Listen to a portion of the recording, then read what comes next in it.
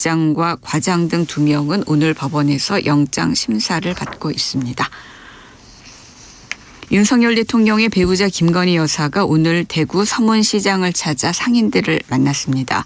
대통령실은 김 여사가 오늘 대구 서문시장을 방문해 설 명절 준비를 위해 여러 가지 물품과 식자재, 현장에서 먹을 수 있는 다양한 음식을 구매하면서 최근 어려움을 겪고 있는 소상공인과 자영업자들을 격려했다고 밝혔습니다. 오늘은 전국이 대체로 맑겠지만 수도권을 비롯한 서쪽 지역은 미세먼지 농도가 높겠습니다.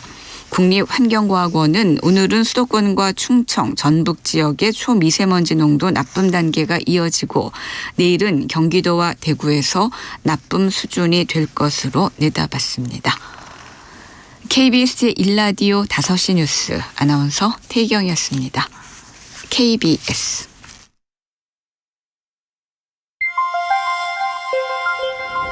대한민국 중심 채널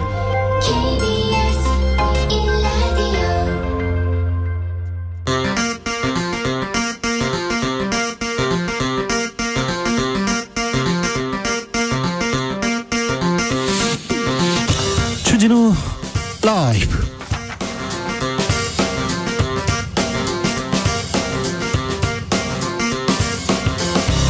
(2023년 1월 11일) 수요일입니다. 안녕하십니까, 주진우입니다. 탁현민 전 청와대 의전비서관이 회고록을 들고 돌아왔습니다. 청와대에서 1195개 행사를 치르면서 겪었던 여러 에피소드 담고 있는데요. 미스터 프레지던트, 청와대에서는 어떤 일이 있었을까요? 윤석열 대통령의 행사는 어떻게 보고 있을까요? 탁현민 전 비서관에게 직접 들어봅니다. 국회 정개특위가 선거제도 개편 논의를 본격 착수했습니다. 내년 1월 말이 아니죠. 내년 선거를 위해서 1월 말까지는 심사 마치겠다는 방침인데 이번에는 선거법 바꿀 수 있을까요? 또 국회의원들의 밥그릇 나눠 먹기로 전락할까요? 과연 선거법 운명은 어떻게 될지 공동혁신구역에서 짚어보겠습니다.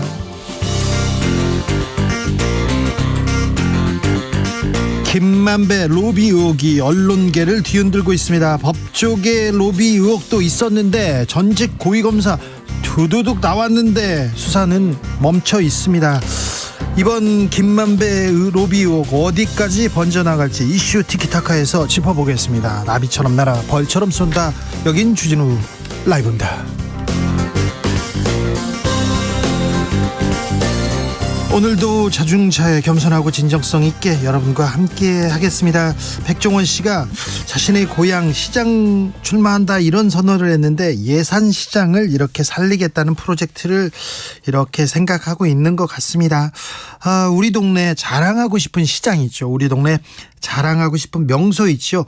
자랑거리, 먹거리 자랑해 주십시오. 네, 주진우 라이브 자랑도 괜찮습니다. 네, 괜찮아요. 특별히 지금 청취율 조사 기간에 자랑하셔도 됩니다. 듣고 싶은 방송, 들었던 방송이 사라졌어. 그러면 주진우 라이브 들어야지. 이거 알려주셔도 괜찮습니다. 자, 우리 동네 시장 그리고 우리 동네 먹거리 자랑해 주시는 분들 추첨해서 3만 원 상당의 치킨 상품권 보내드리겠습니다. 치킨은 주진우 라이브에서 쏩니다. 자, 그러니 샵 9730 짧은 문자 50원, 긴 문자는 100원이고 콩으로 보내십시오. 이쪽으로 보내시면 됩니다. 그럼 주진우 라이브 시작하겠습니다.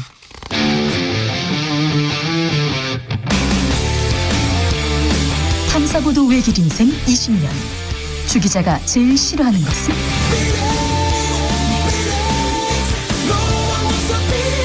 이 세상에서 비리와 부리가 사라지는 그날까지 오늘도 흔들림 없이 주진우 라이브와 함께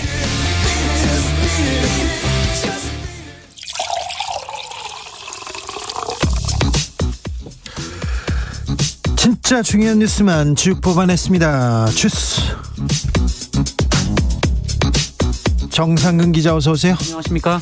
이재명 민주당 대표 어제 12시간 넘게 조사받았네요. 네, 어제 오전 10시 30분 이 수원지검 성남지청에 출석한 이재명 민주당 대표가 이 성남FC 후원금 의혹과 관련된 검찰 조사를 마치고 밤 10시 42분에 나왔습니다. 약 12시간이 걸렸는데요. 이 조사는 7시 30분까지 이어졌고 이 남은 4시간은 조서를 검토하는 과정이었다고 합니다. 이재명 대표는 결국 법정에서 진실이 가려질 것이라며 여러 자료들을 봐도 납득할 만한 것은 없었다라고 말했습니다. 그러면서 검찰 측도 고생 많았고 늦은 시간까지 기다려준 분들도 감사하다라고 말했습니다. 검찰이 구속영장 고민한다는 그런 보도도 나왔어요? 네, 문화일보는 검찰이 성남FC 사건과 대장동 사건을 엮어서 이재명 대표의 구속영장을 청구하는 방안을 유력하게 검토 중이라고 보도했습니다.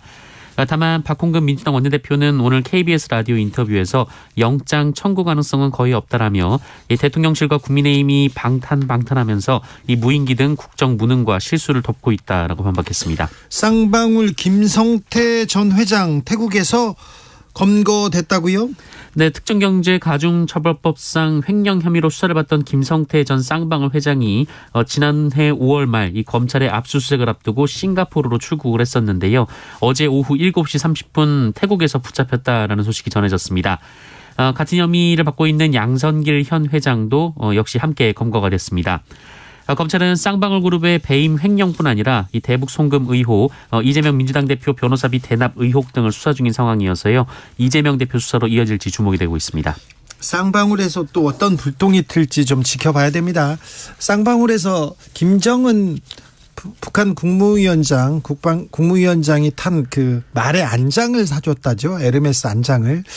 그런 내용도 이렇게 좀 나올 것 같은데 쌍방울 회장의 체포는 어떤 또 정치적 파장을 몰고 올지 저희가 지금 취재하고 있으니 자세하게 또 설명하는 시간을 갖겠습니다. 저출산 고령사회위원회 부위원장직을 나경원 전 의원이 내려놨습니다. 그리고 또 오늘은 입을 열었어요. 네, 나경원 전 의원은 오늘 오전 자신의 지역구인 동작구 행사에 참석해서 이 전당대회 출마 결심을 굳혔느냐라는 기자들의 질문을 받고 지금은 윤석열 정부의 성공이 무엇보다 중요한 때라면서 이를 위해 무엇이 중요한지 고민하고 있다라고 말했습니다. 네. 그리고 어제 사의를 표명한 저출산 고령사회위원회 부위원장직 사표가 수리됐느냐라는 질문에는 아직 공식적인 통보는 못 받았다라고 말했습니다. 나경원 전 의원은 이 헝가리 전출산식 해법이라는 언급에 대해 대통령실이 비판을 쏟아낸 것에 대해서도 이 대통령실과의 갈등, 충돌로 비치는 것이 바람직하지 않다라며 그럴 의도가 없다라고 말했습니다. 오늘은 몸을 이렇게 낮추고 있는데 사실 나경원 전 의원 윤석열 대통령과 친분도 있고요. 가까운 사람이고 자기도 윤핵관이라고 이렇게 얘기하는데 최근에 대통령실 그리고 윤핵관들의 집중 질타를 받았어요. 이거 뭐 어떤 사람은 학폭을 보고 있는 것 같다 이렇게 얘기하더라고요. 유승민 전 의원입니다. 네, 유승민 전 의원이 어제 KBS 대구 경북에 출연해서요. 그렇게 말을 했습니다. 유승민 전 의원은 대통령실에서 딱 지목을 하니까 윤핵관들이 달려들어서 집단 린치를 하고 왕따를 시키고 있다라고 말했고요. 학교폭력을 보는 것 같다라고 말을 했습니다. 네. 유승민 전 의원 또 홍준표 대구시장과도 언쟁이 있어요? 네, 홍준표 대구시장은 유승민 전 의원에 대해서 이 박근혜 전 대통령 탄핵 당시 상황을 언급하며 잇따라 비판을 하고 있는데요. 이에 대해 유승민 전 의원은 홍준표 대구시장을 향해서 이 홍준표 시장이야말로 박근혜 전 대통령 탄핵 문제에 대해 수도 없이 말을 바꿨던 사람이라며 30년째 1인당 지역 내 총생산 꼴찌에서 대구가 어떻게 벗어날지를 고민해야지 대구시장이 그렇게 할 일 없는 자리인 줄 몰랐다라고 비판했습니다. 최근에 홍준표 시장이 계속 나경원 전 의원 이렇게 비판했거든요. 유승민 전 의원 물론이고요. 네, 홍준표 시장은 이 유승민 의원의 비판에 대해서 이 유승민 의원이 대구의 지역 내 총생산을 꼴찌로 만든 장본인이다라고 주장했고요. 윤석열 정권이 무너지면 우리나라는 희망이 없기 때문에 본인이 중앙 정치에 관여하는 것이다라고 말했습니다. TK 관련돼서 TK의 지역 정서가 이렇게 달아오르고 있습니다. 홍준표 대구시장 계속해서 말을 하기 시작했는데 지금은 좀 최근에는 윤석열 대통령을 옹호하는 호위하는 그런 발언 쏟아내고 있습니다. 그리고 유승민 전 의원 계속 대구 경북에서 이렇게 지역 정세에 호소하고 있고요. 그리고 오늘은 김건희 여사가 대구 서문시장에 방문해서 어묵을 먹더라고요. 어묵 먹방 이거 정치인들이 보여주는 건데 거기 가서 막 하트도 이렇게 날리고 있었는데 대구 경북 정서 어떻게 지금 흘러가는지 잠시 후에 저희가 자세히 분석해 드립니다. 이태원 참사 유가족들 특수본 수사 강하게 성토합니다. 네, 내일 모레 경찰 특별수사본부의 이태원 참사 최종 수사 결과가 발표될 예정인데요. 이태원 참사 유가족협의회 그리고 시민대책회의는 이 특수본의 수사를 꼬리 자르기로 규정하며 윗선에 대한 철저한 수사를 주장했습니다. 유족들은 사전 대비에 미흡했고 참사 발생 대응에도 부실했던 행정안전부, 서울시, 경찰청에 대한 수사는 제대로 이뤄지지 않았다라고 했고요. 네.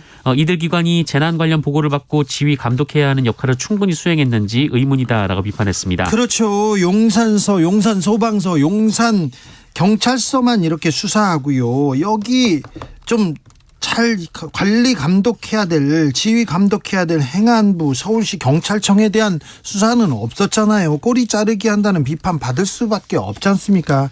이 부분에 대해서 유가족들이 좀 잘못했다 이렇게 성토합니다. 윤석열 대통령은 외신과 인터뷰를 했네요. 네, 윤석열 대통령이 어제 AP통신과 인터뷰를 했고 그 내용이 오늘 공개가 됐습니다. 윤석열 대통령은 취임 후 4번 외신과 인터뷰를 했고요. 이 국내 언론은 조선일보와만 인터뷰를 했습니다. 그런데 북한 문제, 특별히 북핵 얘기 또 나왔어요. 윤석열 대통령은 북한의 안보리 결의 위반, 9.19 군사합의 위반은 상당히 심각한 위협이다라면서 미국의 핵 자산 운용에 한국도 참여할 것이다라고 했고요.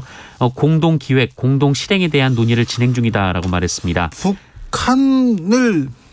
북한 위협에 맞선다면서 지금 핵 얘기를 계속 하는데 미국의 핵을 가지고 우리가 공동 기획하겠다, 공동 실행하겠다 이렇게 얘기를 하는데 이게 실효성이 떨어진다, 그럴 가능성도 없다 이렇게 얘기하는데 대통령실에서 계속해서 공동 기획, 공동 실행 얘기를 하고 있는데 이 얘기를 하는 저희가 뭔지도 저희가 자세하게 분석합니다.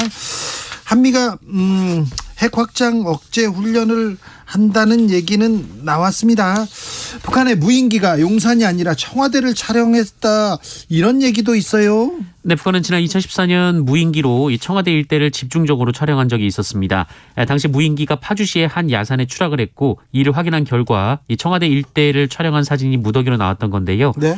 그런데 이번에 서울 상공을 침범했던 북한 무인기의 비행 경로가 이 8년 전 경로와 거의 일치한다라고 MBC가 보도했습니다. 은평으로 와서 종로로 이렇게 가서 성동까지 갔으니 청와대 위를 지나갔다 이렇게 볼 수 있네요.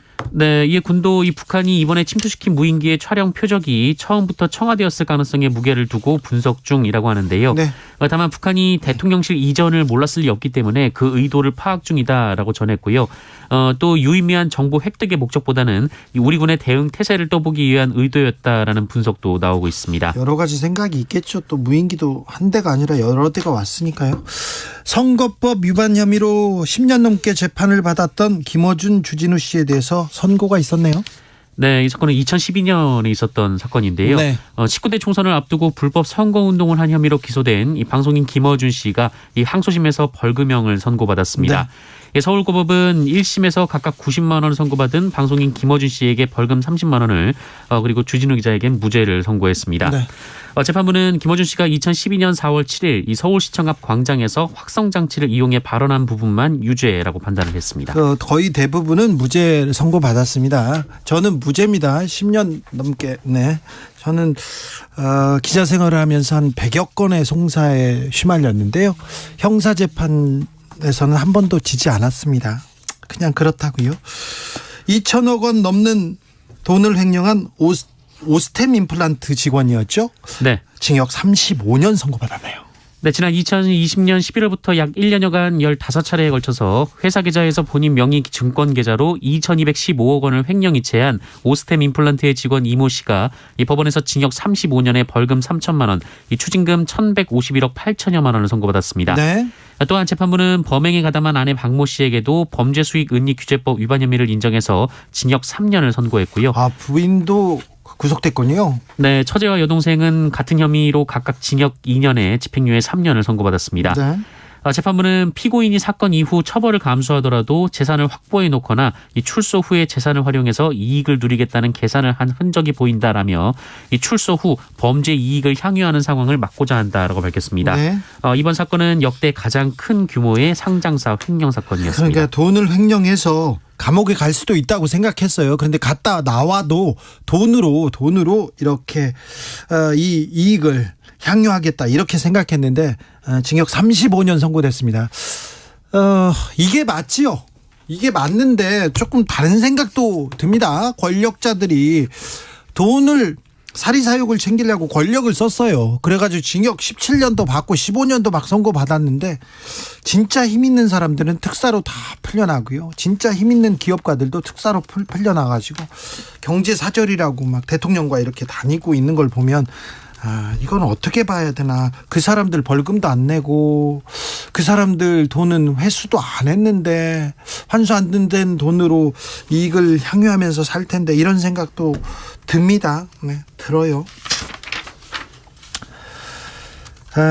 검찰이 TV조선 재승인 점수를 의도적으로 조금 낮게 줬다 이런 이유로 수사 확대하고 있습니다. 방통위에 대한 수사 감사원에서도 이루어지다가 검찰 수사 계속됩니다. 네, 방송통신위원회가 지난 2020년 이 TV조선 재승인 심사 과정에서 이 고의로 점수를 깎았다라는 의혹과 관련해 이 검찰이 방통위 정책위원을 입건했습니다. 네. TV조선 재승인 심사 과정에 개입한 혐의, 이 직권남용 권리행사 방해 혐의인데요. 이 위원은 이 한상혁 방통위원장의 측근인데요. 이 검찰은 지난 2020년 이 TV조선 재승인 심사 당시 이 방통위 방송정책부서의 양모국장, 이 참모과장과 공모해서 이 심사위원을 임의로 배정한 것으로 보고 있습니다. 네. 이 양모국장과 참모과장도 업무방해 혐의로 구속영장이 청구된 상태입니다. 그런데 TV조선 재승인 심사 점수를 어떻게 했던 재승인이 안 된 것도 아니고요. 저 결과에 영향을 미치지 않았는데 또 다른 내용도 있던데 이게 구속될 사안인가. 감사원 감사에 이어서 검찰 수사. 방통위원장 나가라고 계속 얘기하지 않습니까? 대통령이 만나주지도 않고 국무회의도 못 들어오게 하는데 문재인 정부 사람이기 때문에 감사하고 검찰 수사 진행된다 이런 비판 나옵니다. 그런데 아무런 상관도 없이 계속 수사합니다. 이러니까 검찰 공정하냐 이런 얘기 나오죠. 좀 공정한 척이라도 해야 될 거 아닙니까? 이거 너무한 거 아닙니까? 이런 얘기합니다.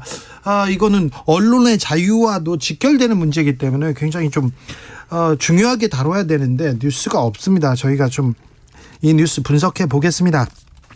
신협이라는 데가 있습니다. 신용협동조합이다. 그런데 여성 면접자에게 춤과 노래를 시켰다고요? 네, 국가인권위원회가 신용협동조합 채용 면접 과정에서 외모 평가 그리고 춤과 노래 지시가 있었다는 진정 사건을 접수하고 이 성차별적 문화에서 비롯된 행위라며 이 신협 측에 재발 방지 대책을 수립하라라고 권고했습니다. 어떤 일이었습니까? 지난해 2월 있었던 일인데요. 이 신협의 최종 면접에 참여한 여성 응시자가 면접위원들로부터 키가 몇 센치냐라는 질문을 받는다던가 예쁘다라는 평가를 받는 등 이 직무와 관계없는 외모 평가 발언을 들었다라고 합니다. 아, 그래요? 심지어 노래와 춤을 해보라 이게 시켰다고 하는데요. 면접자한테 노래와 춤을요? 네, 그래서 인권위에 진정을 제기를 했습니다. 당시 면접위원들은 인권위 조사 과정에서 이 면접자의 긴장을 풀기 위해서 이쁘다라는 말을 한 것이다 이렇게 주장을 했고요. 이 노래와 춤을 시킨 것도 강요한 게 아니라 자신감을 엿보기 위한 것이다 이렇게 주장을 했습니다. 시켰네요. 네, 시켰다고 이게 말이 인정했습니다. 됩니까? 하지만 인권위는 직무와 관계없는 질문이 차별적 결과를 초래할 가능성이 있다면서 이는 차별 행위에 해당한다라고 판단하고 지난달 29일 이 신협 측에 재발 방지 대책을 수립하라라고 권고했습니다. 최종 면접에 올라왔는데 이 면접관으로 참여했다면 굉장히 고위직이었을 거 아니에요. 네.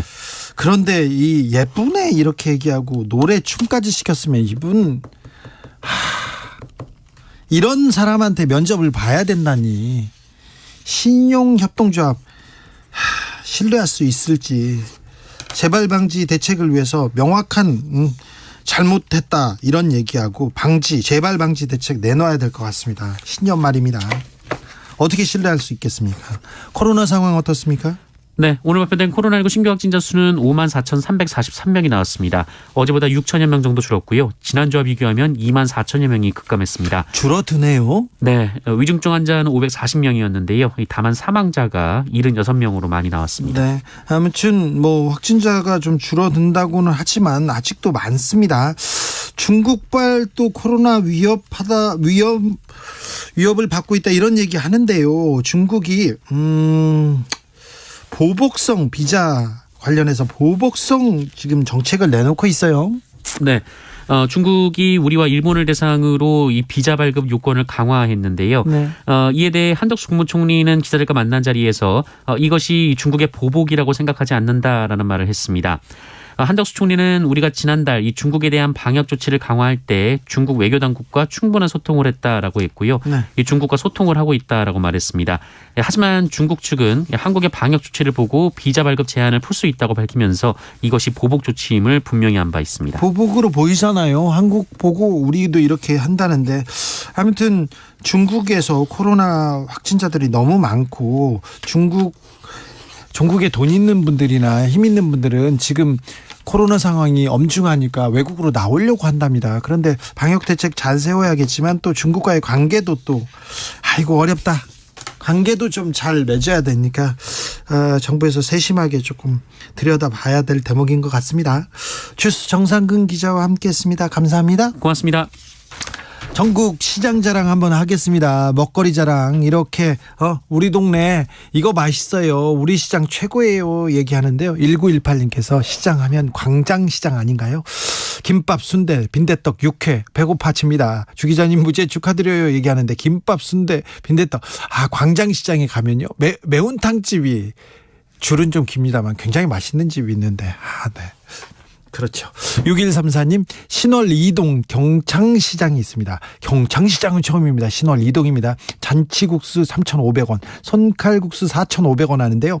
김치 단무지 무한 리필입니다. 요새 같은 날씨에 그려집니다. 제 인생 48년보다 오래된 경창시장 장사하시는 어르신들 건강하시길 기원합니다. 진우 형님은 생선 장사 하시면 잘 어울릴 것 같습니다 얘기했는데 생선 장사는 제가 처음 들어보네요. 잘할 것 같습니까? 아이고 감사합니다. 6284님 빛골 광주 무등시장 시장 대패 삼겹살 유명합니다. 대패 무등시장이요? 꼭 한번 오세요. 무등시장은 또 충장로 근처에 어떤 시장이 있었더라. 거기에서 먹은 국수가 잊을 수가 없는데 선거 취재하러 갔다가 거기서 먹었을 때 진짜 맛있었는데 먹고 싶습니다. 6755님 청주 육거리 시장 엄청납니다. 육거리 시장 나왔습니다. 한번 놀러 오세요. 없는 것 빼고 다 있습니다. 알겠습니다. 영원한 애청자입니다. 항상 응원합니다. 얘기했는데 육거리 시장 제가 기억하겠습니다. 9818님 저희 동네 마석에는요. 마석이요. 3일하고 8일 5일장 열립니다. 38 5일장입니다. 마석 5일장에는 빈대떡과 해장국이 정말 맛있습니다. 마석은 춘천 가는 길인데 가깝기도 하고 5일장이 열린다면 또 5일장 구경 재밌을 텐데요. 김선미님 남구로 시장 보리밥이랑 칼국수 같이 주는 식당 좋습니다. 남구로 시장 나왔어요. 8763님 대구 월배 시장에는요 콩나물 양념 오뎅 굴다란 떡볶이 굴다란 떡볶이도 있습니까? 양념 오뎅 네 알겠습니다. 월배 시장 있습니다. 대구 선문시장만 있는 거 아니군요. 홍승표님께서 우리 동네 인천 계산시장 좋습니다. 이번에 이재명 대표도 유튜브 찍으면서 떡 드시는 거 구경했었거든요. 전통시장 짱입니다 얘기합니다. 계산시장 거기가 이재명 대표의 지역구군요. 8117님 수원 율전동의 뜰한치 아파트는요 수요 장날 엽니다. 아파트 앞에 장 여는 거요? 그렇구나. 뜰한시장 거기만 열까? 네 이렇게 얘기하는데 꽈배기 돈가스가 맛있는데 가격이 20% 정도 올랐습니다. 얘기하고요. 5622님 대구 서문시장 자랑합니다. 먹거리가 많습니다. 오늘 설 장보러 갔더니 김건희 여사 와가지고 복잡했어요. 대구 자랑인 납작만두만 사가지고 왔습니다. 서문시장 납작만두 좋군요. 대구에 제가 옛날에 취재 갔을 때 신성일 배우 있지 않습니까? 신성일 씨가 국회의원 선거에도 나오고 국회의원도였거든요. 신성일 씨, 엄앵란 씨하고 같이 시장에 갔거든요. 갔더니 정말 아주머니 할머니들이 신성일 배우를 너무 좋아하더라고요. 그때 갔더니 이것저것 떡도 챙겨주고 그때 기억납니다. 네. 9125님 나주 고향집에 우리 엄마가 만든 모시 송편 자랑합니다. 우리 송편보다 우리 엄마가 만든 모시 송편 색도 이쁘고 맛도 좋습니다. 네. 네. 엄마가 해주는 게 제일 좋죠. 1400님 충북 단양 구경시장 추천합니다. 구경시장 구경 가야 되겠네요. 떡갈비 닭강정 특히 각종 부각이 맛있어요. 구경시장 놀러 오십시오. 서울 번호로 전화라 가지고 신나게 받았습니다. 근데 국정 지지율 설문조사였습니다. 내일도 기다리겠습니다. 주진우 라이브 1등 가자. 네, 구경시장에서도 주진우 라이브를 응원하는군요. 구경시장도 가자. 네, 교통정보센터 다녀오겠습니다. 이승미 씨. 네, 이 시각 교통정보입니다. 경부고속도로 서울 방향으로 오산과 수원, 신갈에서 짧은 구간 정체되고 있습니다. 이후 판교분기점에서는 6차로에서 사고 나서 1km 정체고요. 달래내국에부터는 한남까지 막힙니다. 수도권 제일순환고속도로 판교에서 구리 방향으로 판교에서 성남까지 갓길에서 시설물 점검하고 있어서 판교에서 1km 구간 여파받고 있고요. 광암터널부터는 구리 남양주 요금소까지 10km로 정체가 늘었습니다. 서해안고속도로 서울 방향으로 서평택 분기점에서 화성 휴게소까지 막힙니다. 비봉에서 용담터널 사이도 속도가 안 나고요. 일찍 분기점에서 금천까지도 흐름이 더딥니다. 중부고속도로 하남 방향으로 일죽 부근과 남이천에서 모가 부근까지 정체되고 있고요. 곤지암에서 경기 광주 분기점까지도 밀리고 있는데요. 곤지암 부근 작업은 조금 전에 마무리됐습니다. KBS 교통정보센터였습니다.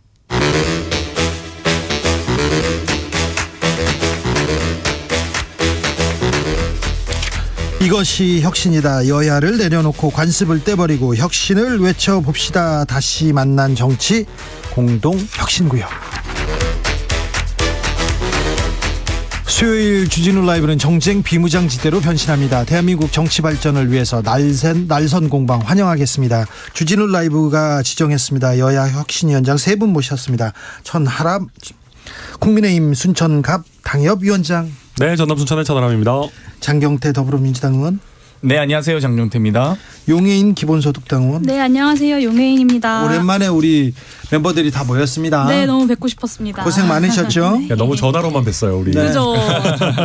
이제 바쁜 일은 아니지만 뭐 이태원 국정조사 어느 정도 좀 마무리돼 갑니까? 네, 이제 마지막 공식 일정으로 유가족들과 함께하는 공청회 1개 정도가 남아 있고요. 네. 이제 큰 쟁점은 결과보고서 채택을 어떻게 하느냐를 두고 여당과 야당의 아주 지난한 협의가 진행될 것 같습니다. 유가족들은 특수본 수사, 경찰 특수본이 뭐 사건 관계를 명확하게 밝히겠다 이렇게 얘기했다가 용산에서 꼬리 자르고 행안부도 서울시도 경찰청도 수사 안 했다 이렇게 좀 오늘 좀 토로하더라고요, 불만을. 네, 맞습니다. 오늘 기자회견을 하셨는데요. 사실 지난 2차 청문회에서 행정안전부 장관이 처음으로 참사 70일 만에 본인이 재난관리주관기관의 장이다라는 것을 실토를 했습니다. 그래서 이 부분에 대한 책임을 물을 수 있는 추가적인 방법이 좀 강구되어야 할 것 같고요. 그래서 특검이나 특별법 같은 것들도 이제 국회에서 논의를 시작해야 되지 않을까 생각하고 있습니다. 자, 선거제도 정비됩니까? 연동형 비례대표는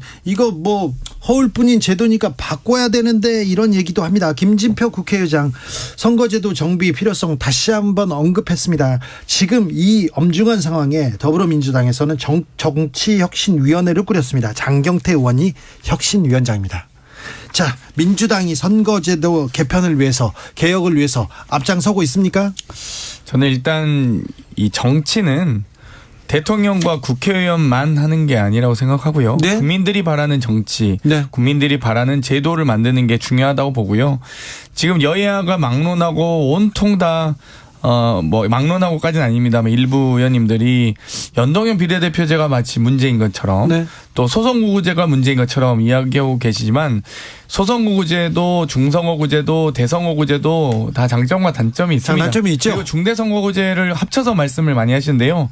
중선거구제와 대선거구제는 완전히 다른 선거제도입니다. 그렇기 때문에 저는 이 앞으로는 계속 중선거구제와 대선거구제를 좀 분리해서 말씀드리고 싶고요. 예. 여러 가지 이제 이 개혁 과정에서 가장 중요한 건 그런 겁니다. 우리는 대통령제 국가입니다. 그렇기 때문에 이 대통령의 권한을 견제하고 균형을 맞출 입법부 또 국회의 기능이 있는 거고요. 또 이 과정에서 결국 국회의원 선거는 대통령의 국정 운영에 대한 이 심판적인 성격을 가질 수밖에 없습니다. 그렇기 때문에 이런 것들을 보다 더 국민들이 바라는 정치 제도로서 고민을 해야 된다. 국민들께서는 본인이 원하는 후보를 뽑고 싶은 마음들이 있으시거든요. 네. 국민을 위한 선거제도 개편을 위해서 민주당 나선다고요? 그렇습니다. 자, 국민의 뜻을 따르겠다고요? 민주당 국회의원 말고. 그렇습니다. 네, 알겠습니다. 자, 국민의힘은 어떻습니까? 저희는 뭐 이제 대통령께서 신년에 이제 중대선거구제라는 화두를 던졌기 때문에 당 차원에서도 뭐 나름대로 이런저런 뭐 정진석 위원장이나 주호영 원내대표나 뭐 얘기는 하고 있고요. 특히 지금 정개특위에 보면은 지금 저희 당 그 소위원장이 조혜진 의원입니다. 네. 조혜진 의원은 굉장히 의지가 있어 보이더라고요. 네. 특히 이게 이번에는 좀 법정 시한을 지켜가지고 올해 4월 전까지 뭔가 안을 만들자. 그래가지고 이렇게 국회에서 제대로 좀 이렇게 뭔가 뭐 선거구 획정도 좀 빨리 하고 제도도 빨리 해야 되지 않겠냐라는 입장을 보이고 있어가지고 특히 이제 김진표 의장도 뭔가 이렇게 굉장히 의지가 있으시다 보니까 다음 달부터는 좀 본격적으로 논의가 시작되지 않을까 그렇게 기대하고 있습니다. 용혜인 의원. 네, 이제 현재의 선거 제도와 그리고 정치 구도에 문제가 있다는 점은 많은 국민 여러분들께서도 공감을 하실 것 같습니다. 정치인들도 다 그 얘기는 해요. 네, 그런데 이게 이제 부정적인 측면에만 이제 집중을 해서 그것만의 탈피만을 이야기하는 방식으로 과연 선거제도 개혁을 넘어선 정치 개혁이 이루어질까라는 의구심이 저에겐 좀 있고요. 여러 뭐 한계와 반론이 있었지만 연동형 지금의 이제 준연동형 비례대표제가 도입될 수 있었던 것은 이제 그 탄핵 이전에 탄핵을 겪으면서 우리 정치가 정말로 바뀌어야 한다라는 국민적 열망과 함께 현행 소선거구제에서 발생하는 사표 그리고 사실상 양당제를 강요하는 이 민심 왜곡 등의 문제들을 해결해야 된다라는 공감대가 있었기 때문입니다. 그래서 좀 이 부분에서 지금의 문제뿐만 아니라 이 좀 지금의 정치 제도와 선거 제도들이 어떻게 왔는지에 대한 맥락들을 좀 살펴보면서 논의를 진행해야 된다는 생각이 있고요. 또 한 가지 꼭 말씀드리고 싶은 건 선거제도 개혁 논의에만 한정하면 100% 실패할 수밖에 없다라는 생각이 듭니다. 그러니까 정치개혁이라는 건 선거제도 개혁만을 의미하지 않습니다. 그러니까 일상 시기에 더 많은 정당들이 어떻게 국민들에게 가 닿을 수 있느냐. 네. 이 일상 시기의 정치활동을 보장하기 위한 방법들을 고민해야 되고요. 지금의 정치제도는 사실 양당에게 모든 자원들이 집중되는 방식. 예를 들면 뭐 선거 시기에 토론회라거나 아니면 국고보조금 뭐 이런 문제들이 있습니다. 그래서 이런 부분들도 좀 같이 논의를 해야 정말 총체적인 의미의 정치개혁이 이룰 수 있다고 생각합니다. 그런데 정치권이 이 선거제도 개혁, 정치 개혁 마련했는데 그렇게 의지가 있는지 자 가능성 물어볼게요. 이번에 선거제도는 개편될까요? 국민의 편에서 이렇게 바뀔 수 있다고 보십니까, 천하람? 뭐 원래 이게 그렇게 가능성이 높은 주제는 아닙니다. 그러게요. 근데 이제 이번에는 그래도 가능성이 좀 꽤 올라온 편인 것 같아요. 예. 왜냐하면은 지금 대통령이 던지고 국회의장이 적극적으로 받는 모양새고요. 그리고 지금 재미있는 것이 올해 선거가 없는 해이기도 하지만 다음 총선에서 어떤 당이 확실하게 이길 거다라는 게 애매한 시기이기도 합니다. 그러다 보니까 오히려 약간 선거 제도에 대해서 조금 전체적으로 들여다보자라고 하기에 좋은 시기인 거는 뭐 확실한 것 같고요. 자, 그래서 민주당이 지금 굉장히 고민이 클 것 같아요. 정치혁신위원장 정경태. 저는 어찌됐건 우리 용혜인 의원님도 말씀하셨는데요. 이 선거제도 개혁은 어떻게 선거를 하느냐라는 정치공학에 매몰돼서는 안 되고요. 결국 이 권력구조 개편 논의와 함께 이루어져야 됩니다. 우리 대한민국 사회를 어떻게 의사결정 구조를 갖춰나갈지 또 어떻게 권력의 분립과 자립 또 견제와 균형을 맞춰갈지가 매우 중요하고요. 그렇기 때문에 많은 국민들이 함께 공감할 수 있는 정치 제도 또 이 정치 문화 만들어가야 되는데요. 전 작은 것부터 좀 했으면 좋겠습니다. 예를 들면 저도 전반기획 정개특위 위원을 하면서 우리가 지구당 부활 같은 경우는 사실 지금 막 사전선거운동 또 유사선거조직 이렇게 다 이 소위 원외 이 경쟁 상대를 죽일 수밖에 없는 이런 선거제도 이를 갖추고 있거든요. 선거법을. 그렇기 때문에 저는 이런 것들은 좀 여야가 함께 저희가 그때 정개특위에서도 합의를 했는데 국민의힘 원내대표께서 반대를 하셨어요. 이런 거라든지 혹은 소수 정당이 3% 이상 득표하지 않으면 뭐 이 정당이 해산되는데 사실 이런 진입장벽을 갖추는 이런 조항들은 사라져야 됩니다. 네. 많이 정말 현안들이 많습니다. 그렇죠. 고쳐야 될 게 많죠. 용혜인 의원은 이거는 고쳐야 되겠다 이런 거 있습니까? 네, 좀 전에 3% 해산 말씀하셨는데 그 조항은 이제 헌법재판소에서 위헌 판결이 나서 그나마 좀 다행스럽게도 사라진 조항이고요. 네. 아까 말씀드린 것처럼 이 국고보조금을 양당이 독식하는 문제. 그러니까 한 번 1년에 보통 경상보조금으로 400억 정도가 나갑니다. 그 중에 절반은 일단 지금은 두 정당이 갈라먹고 시작을 하거든요. 네. 그래서 이런 부분에서 압도적인 지원의 차이로 인해서 발생하는 정당 활동의 차이 이런 것들을 교정하기 위한 것들이 필요하고요.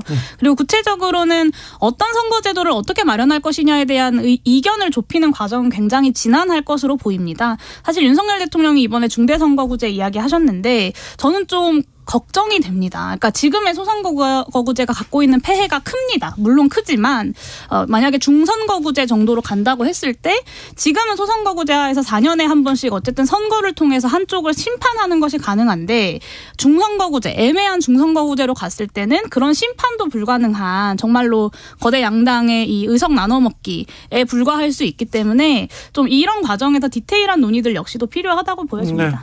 네. 아무튼 꼼수 위성정당 논란을 불렀던 연동형 비례대표제 이 제도는 좀 손봐야 될 것 같아요. 국민의힘에서도 앞으로는 안 만든다, 이거 만들면 안 된다 이렇게 얘기하던데 이건 사라져야 되겠죠? 네, 근데 이게 이제 현실적으로 어떻게 막을 거냐가 굉장히 어려운 문제입니다. 그러니까 우리가 이제 꼼수 위성 정당은 막을 수 있는데요. 형제 정당, 자매 정당을 표방하면서 나오는 정당들을 어떻게 막을 것이냐. 그러니까 이게 쉽게 얘기하면 우리가 열린 그때 뭐였죠? 뭐 더불어 시민당이었나요? 민주당 같은 경우에 네. 더불어 시민당은 막는다 치는데 열린민주당을 과연 막을 수 있느냐의 문제인 거죠. 그러니까 결국은 이게 이런 부분들이 유권자들께서 또 현명하게 판단해 주셔야 되는 부분들도 있고 예. 또 제도도 가능하면 좀 완비를 해야 되는 부분도 있습니다. 국민의힘의 당론과 좀 다른 것 같은데 국민의힘은 공식적으로 위성정당 만들겠다고 합니다. 연동형 비례대표제는 본인들이 합의한 제도가 아니기 때문에 저희는 병립형으로 돌아가자라는 안을 법안 발의했지만 네. 현 제도가 유지되면 위성정당 만들겠다고 공식 선언하셨어요. 네, 근데 네. 조혜진 의원은 뭐 선언까지 어느 정당도 위성정당 만들면 안 되죠. 이렇게까지 얘기했으니 예, 좀 지켜보겠습니다. 그러니까. 어제 이재명 대표 검찰 이렇게 조사 가는데 장경태 의원도 계시더라고요. 네. 네, 어떻게 보셨어요?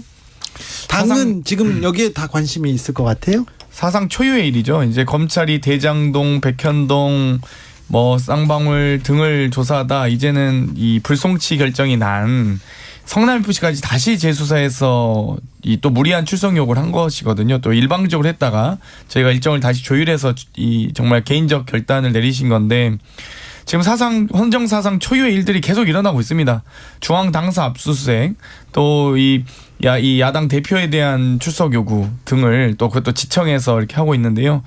정말 제대로 된 혐의, 제대로 된 근거가 없으면 이렇게 뭐 일방적으로 소환하거나 이 출석하면 안 되는데도 불구하고 거기에 대해서 저희는 최선을 다해서 공정한 수사, 정말 뭐 성의 없는 수사 저희가 적극적으로 협조하고 있습니다.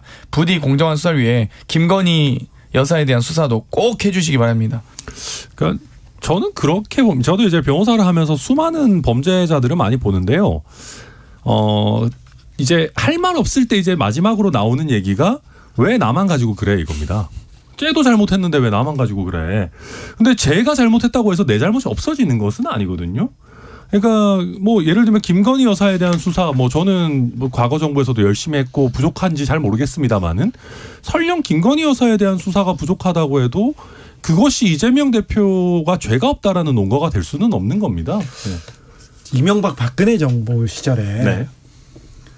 제가 어디 가서 얘기를 하거나 뭐만 하면 다 몰려가서 녹취를 해가지고 고소고발을 했어요. 수십 건이었어요. 네.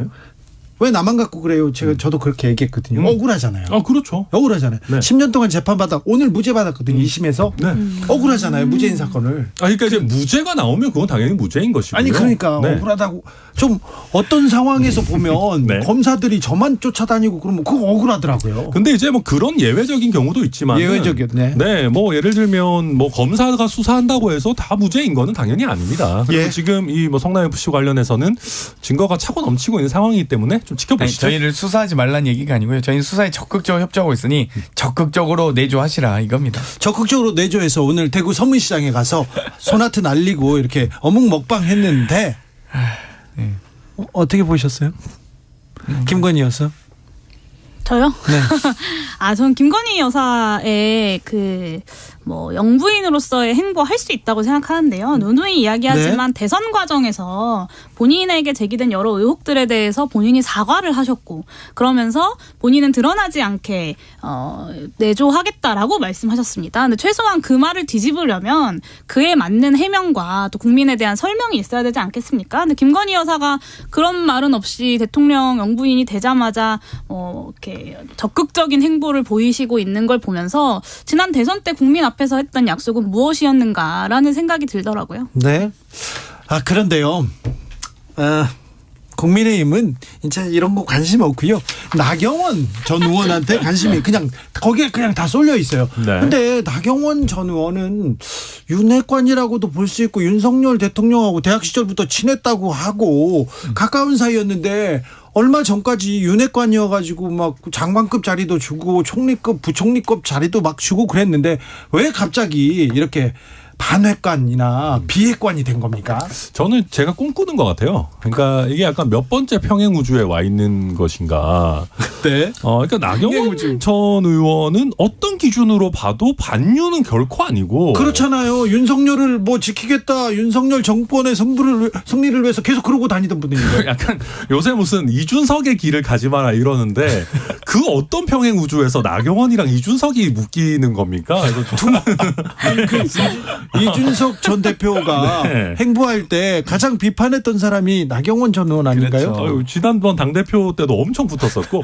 그러니까 이제 이게 재미있는 부분이, 그러니까 나경원 전 의원이 사실 윤핵관이라고 하기는 좀 어려운 부분이 있습니다. 그러니까 지난 대통령 선거 경선에서 뭐 윤석열 대통령을 적극적으로 지지하거나 뭐 이렇게 하지는 않았고, 뭐 대통령 입장에서 좀 서운한 부분이 있을 수 있습니다. 뭐 특히 최근에도 아무리 올해가 이제 토끼의 해라고 하지만은 뭐 당대표 선거도 하시고 싶고 또 이 저출산 고령사회 부위원장도 하고 싶고 이 두 마리 토끼를 좀 너무 이렇게 하는 것 같은 모양을 보였기 때문에 서운할 수는 있는데 그렇다고 해도 저희 당에 항상 대체적으로 주류에 있었고 나경원 전 의원 같은 경우는 또 친윤 성향 당원들의 어마어마한 지지를 받고 있는 지금 분이에요. 당심은 거의 뭐 가장 열렬한 지지를 받고 있는 사람 중에 하나지 않습니까? 서로 기분 나빠하겠지만은 저희 6070 당원들에게는 이준석 같은 존재거든요. 그렇죠. 6070의 이준석 네. 같은 거라.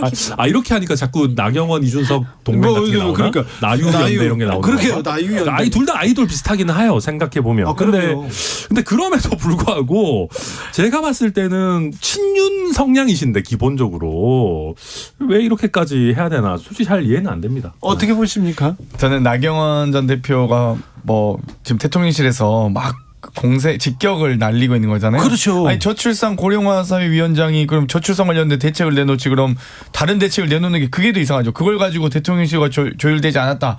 심지어 포퓰리스트라 얘기까지 하던데 이러다가 나경원 대표 뭐 빨갱이나 소리도 나오겠어요. 정말 작년에 모든 국민들이 다 아실 겁니다. 이준석 대표와 나경원 대표가 이 당대표 놓고 경쟁할 때 윤심은 결국 나경원 대표를 도와줬거든요. 근데 지금 나경원 대표가 이 전대 과정에서 그러니까 국민의힘 지도부가 좀 착각한 게 있는 것 같아요. 당원 100%라면서 이 100%가 됐다는 건 예측 가능성을 매우 높이는 거거든요. 이 변수를 줄이고. 네. 그러면서 이 결선 투표제 도입하면서 유승민 방지 룰인 줄 알았는데 나중에 돌고 돌아서 알고 보니 나경원 당선 룰이 돼버린 거예요. 그래요? 그러다 보니까 저는 결선 투표하면 나경원 대표가 무조건 이긴다고 봅니다. 제 분석으로. 근데 어찌되었건 지금 제께의 자기 발목 잡힌 격인데요.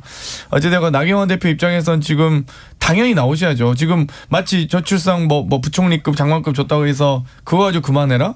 아니 그동안 당대표가 이렇게 국민의힘에서 이 당대표를 탄핵시킬 줄 누가 알았습니까? 그리고 5월까지 비대위 임기였는데 임기 뭐 8월까지 한다 했다가 3월에 조기 전대할 줄 누가 알았습니까? 이 상황을 변화한 거는 본인들이 다 바꿔놓고 본인들이 세팅 다 해놓고 나경원 나온다고 뭐라고 하는 것도 너무 웃겨요.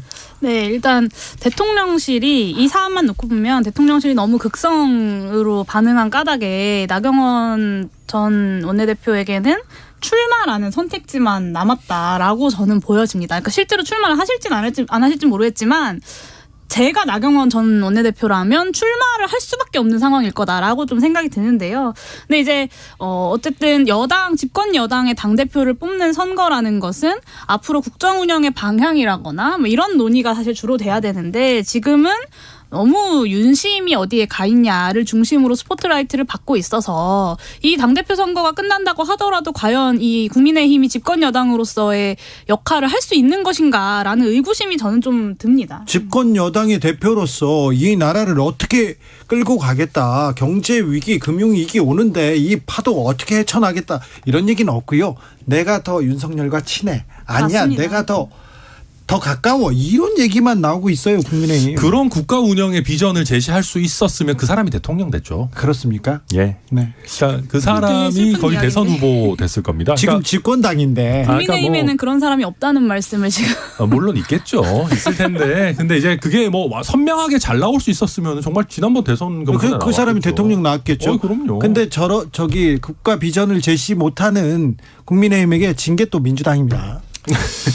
네. 네. 그래서 뭐 저희가 패자는 할 말이 없는 법인데요. 어찌되었건 뭐 이 나경원 대표가 그래도 영리하게 플레이한 게 있어요. 딱 저출산 문제, 헝가리식 제도 논쟁을 하면서 어찌되건 포퓰리즘 얘기, 그러니까 정책 논쟁을 벌인 거거든요. 예. 근데 김기현 대표나 뭐 다른 분들 논쟁이 뭐가 있습니까? 사실 왜 나온지도 근데- 모르겠어요. 근데 예를 이제 들면? 저희가 사실 또 이제 당대표 토론회 이런 거 하게 되면 그때부터 불이 붙겠죠. 아직까지는 등록도 안 한 시점이니까. 지금 등록도 안 했는데 불이 붙었어요. 그런데 저는 아무튼 되게 우리 웃긴 게요. 연한데서 붙었죠. 네. 나경원 의원한테 무슨 좌파 포퓰리즘 이런 얘기 하잖아요. 그러네. 너무 어이가 없어요. 그래서 제가 빨갱이나 소리 나오겠어요. 그러니까 나경원 전 의원이 좌파면은 우리나라 국민의 한 97% 정도가 좌파한 거 아닙니까? 99%. 거의 99% 네. 정도 될 것 같은데. 그런데 예. 지금 또 나경원 의원이 나오면 나오지 못할 거야. 개인적인 뭐가 있어. 또 남편이 뭐가 있어. 이런 얘기가 나오는 거. 이게 조금 뭐라고 해야 되나. 이게 전두환식, 박정희식 아닙니까? 이거 과거로 돌아가고 있는 거 아닙니까? 무서워서 지금 출마하겠습니까? 아니 뭐 전두환식 박정희식은 뭐 더 무서웠겠죠. 제가 겪어보진 않았지만은 근데 이제 그러니까 제가 봐도 굳이 이럴 필요가 있는 건가? 그렇죠. 너무 압박하고 주변에서 이렇게 언론 플레이하는 걸 보면 너무 아니, 그러니까 밀어붙이죠. 제가 대통령이라도 아까도 말씀드렸지만 좀 기분 나쁠 수 있을 것 같아요. 어찌됐든 그러면 이 직을 맡지 말든가 아니면 당대표 생각 있으면 빨리 깔끔하게 그만두고 나가든가 해야 되는데 기분 나쁠 수 있는데 그래도 어느 정도 불만을 표출해서 퇴로를 열어줘야지.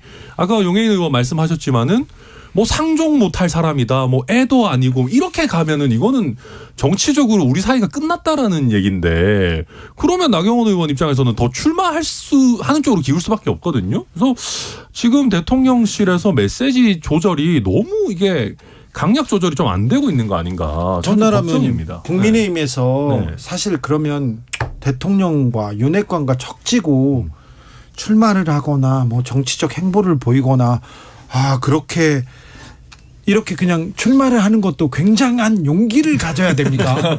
좀 무서워할 것 같아요. 압수수색을 각오하고 출마해야죠. 그러니까 아마 나경원 대표 지금 엄청나게 압박받고 있을 겁니다. 천하람 지금 최고위원 나가야 되는데 압수수색 당할까봐 그런 거 아니죠? 아닙니다. 근데 압수수색은 걱정 안 해야 되는데 문전박대는 걱정해야 되는 것 같아요. 그래요? 저는 그거 굉장히 잘못이라고 보거든요. 이번에도 보면 제주도에 저희 제주도당에서 원래 나경원 의원 뭐 초청 강연 비슷한 거 하려고 그랬는데 이제 직전에 뭐 비행기 타지 마십시오 같은 거 아닙니까? 네, 오지 마. 문전박대는 아니고 이제 뭐 약간 뭐 비행기 타지 말라 뭐 이런 오지 마야, 오지 마. 오지마였죠. 근데 이거를 만약에 하게 되면은 전국 단위에서 모든 저희 당협이 이제 문을 걸어 잠그기 시작할 겁니다. 지금 그러고 있잖아요. 예, 그러면은 저는 그래서 나경원 전 의원 같은 경우는 저희 당에서 주로 거의 대부분 주류로서 생활해 오신 분인데 그렇죠. 이 험난한 길을 잘 가실 수 있을지 뭐 이렇게 비주류도 이게 해본 사람이 잘하는 건데 아무튼 뭐 저는 잘 모르겠습니다. 온실 속의 화초였다 이 얘기죠. 뭐 그렇게까지 뭐 제가 자꾸 저희 당을 디스하게 되네요. 저희 당 대표 후보분들 뭐 훌륭한 분들 많습니다. 비전도 많고 잘 다니시고 아까까지 비전 없다면서. 하다 보면 나오겠죠. 어느 때보다 우리 천하람 위원님의 얼굴이 빨개지셨습니다. 아유 아닙니다. 마음속에 없는 말 아니 하시려고 근데 하니까. 국민의힘 이렇게 진행 상황 보면 굉장히 조금 아이고 무섭다.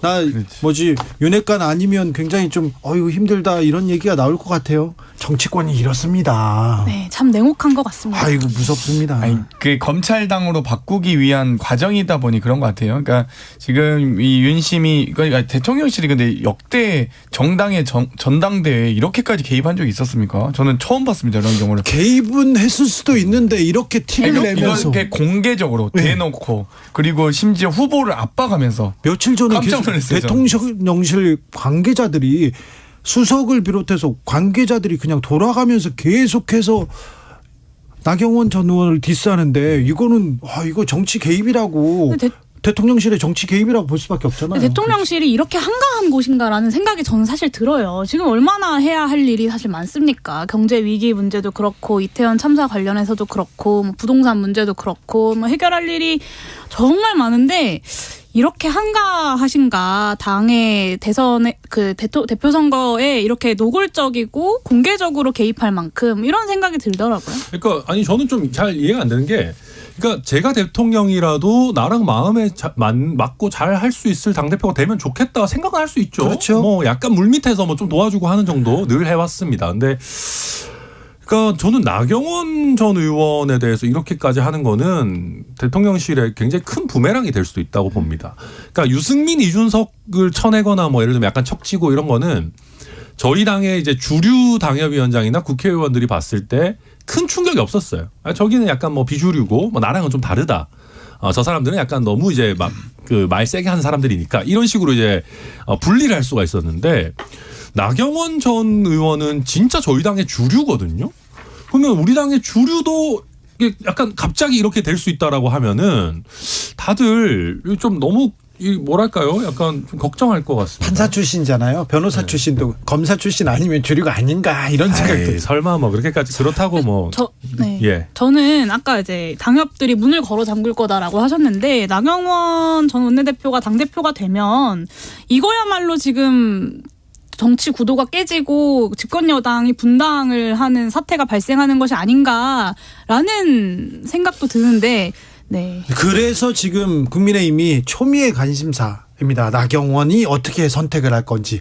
만약에 반윤이 당권을 잡았을 경우 이 당은 어떻게 될지. 자, 관심사입니다. 근데 자, 이재명 뭐 소환조사 그리고 나경원 전 의원은 어떻게 되나 어떤 선택을 하나 이것도 중요한데 국정조사 청문회 좀 명확하게 유가족들한테 명확하게 좀 답을 내놔야 될 텐데 3차 청문회도 예정돼 있습니까? 네, 이제 3차 청문회가 원래 열려야 하는데요. 그 기관의 뭐 이상민 행정안전부 장관이라거나 아니면 윤희근 경찰청장 이런 사람들을 유가족들과 함께 증인으로 세우는 것을 국민의힘이 극구 반대를 해서 결과적으로 3차 청문회는 열리지 못하게 되었고요. 유가족들과 생존자들 그리고 이태원의 상인분들 이렇게 모여서 공청회를 이제 내일 오후 2시부터 진행을 하게 됩니다. 근데 지난 청문회 과정에서 아까 말씀드린 것처럼 이상민 장관의 시행령 위반 그리고 매뉴얼 위반이 명백하게 드러났습니다. 이상민 장관이 실토를 했거든요. 그래서 이 부분에 대해서 국정조사가 마무리된다고 하더라도 분명하게 책임을 묻는 과정이 필요하고요. 윤석열 대통령께서 신년 인터뷰에서 정무적 책임도 책임이 있어야 묻는 거다라고 하셨는데 이제 그 책임이 드러나지 않았습니까? 이에 대해서 분명히 책임을 물어야 한다고 보여집니다. 천하람, 장경태, 용해인과 함께했습니다. 공동혁신구역 여기서 인사드립니다. 감사합니다. 네, 감사합니다. 저는 2부 탁현민 전 비서관과 돌아옵니다.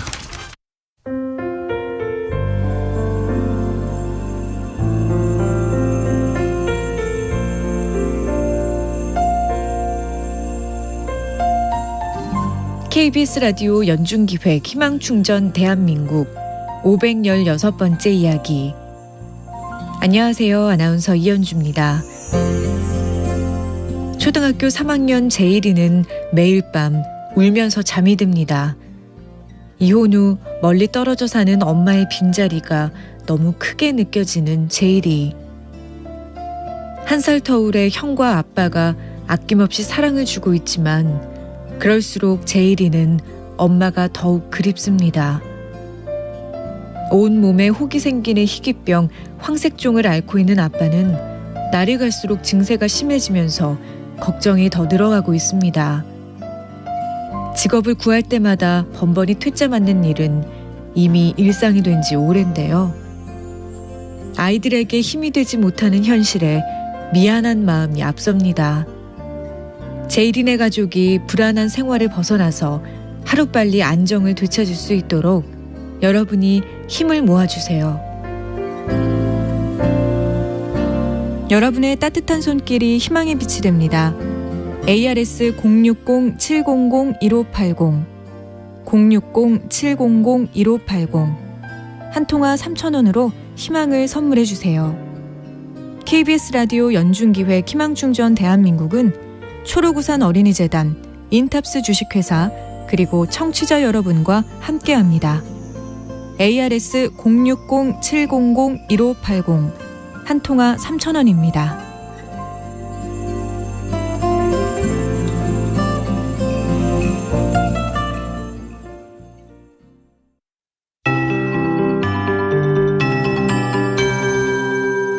KBS 58분 날씨. 미세먼지 농도 상황이 가장 걱정될 만큼 요즘에 기온이 계속 고공행진을 이어가면서 대기 질이 정체돼 있습니다. 오늘 밤에는 대부분 서쪽 지역 중심으로 미세먼지 농도가 높겠습니다. 현재 경기 남부권은 초미세먼지 주의보가 오늘 낮 12시를 기해서 발효돼 아직까지 유지가 돼 있고요. 내일도 주로 수도권이 나쁨 예보로 나와 있는데요. 중서부 지역 중심으로 미세먼지 농도 내일도 높겠습니다. 하지만 내일 밤부터 모레 전국에 비가 내리면서 깨끗하게 대기질이 향상되겠습니다. 특히 내일 오후부터 제주와 전남에 비가 먼저 내리겠고요. 내일 밤부터는 강원 영동을 뺀 전국에 비가 시작이 돼서 모레 금요일까지 쭉 이어집니다.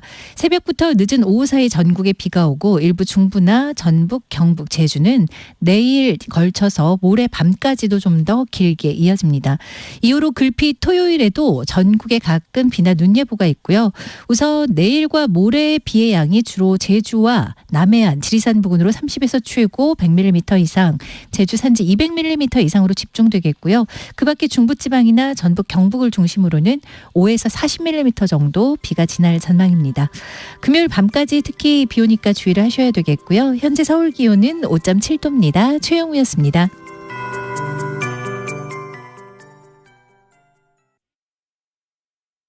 정성을 다하는 국민의 방송 KBS가 6시를 알려드립니다. AM 711kHz, FM 97.3MHz, KBS 1라디오입니다. HLKA.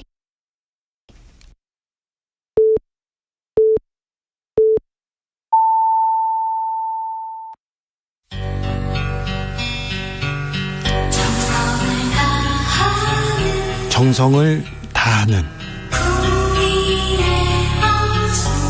국민의 방송 KBS 주진우 라이브. 그냥 그렇다고요. 이 시각 라디오 정보센터 뉴스입니다. 검찰 조사를 마친 더불어민주당 이재명 대표가 오늘 곧바로 자신의 지역구인 인천을 찾아 검찰 정권의 폭력적 조작 시도에 굴하지 않겠다고 밝혔습니다. 국민의힘은 이 대표가 당 지도부를 검찰에 끌고 와 세를 과시했다며 비판을 이어갔습니다. 국회 정치개혁특위가 선거제도 개선 논의에 본격 착수했습니다. 오늘 소위원회를 열어 연동형 비례대표제 개선과 중대선거구제 도입 등을 다룬 선거법 개정안 13건을 상정해 논의했습니다. 이태원 참사와 관련해 검찰이 본격적인 보완 수사에 착수한 가운데 이태원 참사 유가족협의회는 기자회견을 열고 이태원 참사를 수사하는 경찰 특별수사본부가 꼬리 자르기로 수사를 끝내려고 한다며 윗선에 대한 철저한 수사를 촉구했습니다. 윤석열 대통령의 배우자 김건희 여사가 오늘 대구 서문시장을 찾아 소상공인과 자영업자들을 격려했다고 대통령실이 밝혔습니다. 더불어민주당 박홍근 원내대표는 김건희 여사 특검 추진 가능성에 대해 도이치모터스 주가 조작 문제와 관련해 많은 새로운 사실이 재판을 통해 드러나고 있다며 자료를 확보하고 대응을 준비하기 위한 내부적인 태스크포스를 가동 중이라고 밝혔습니다. 지금까지 라디오 정보센터 조진주였습니다.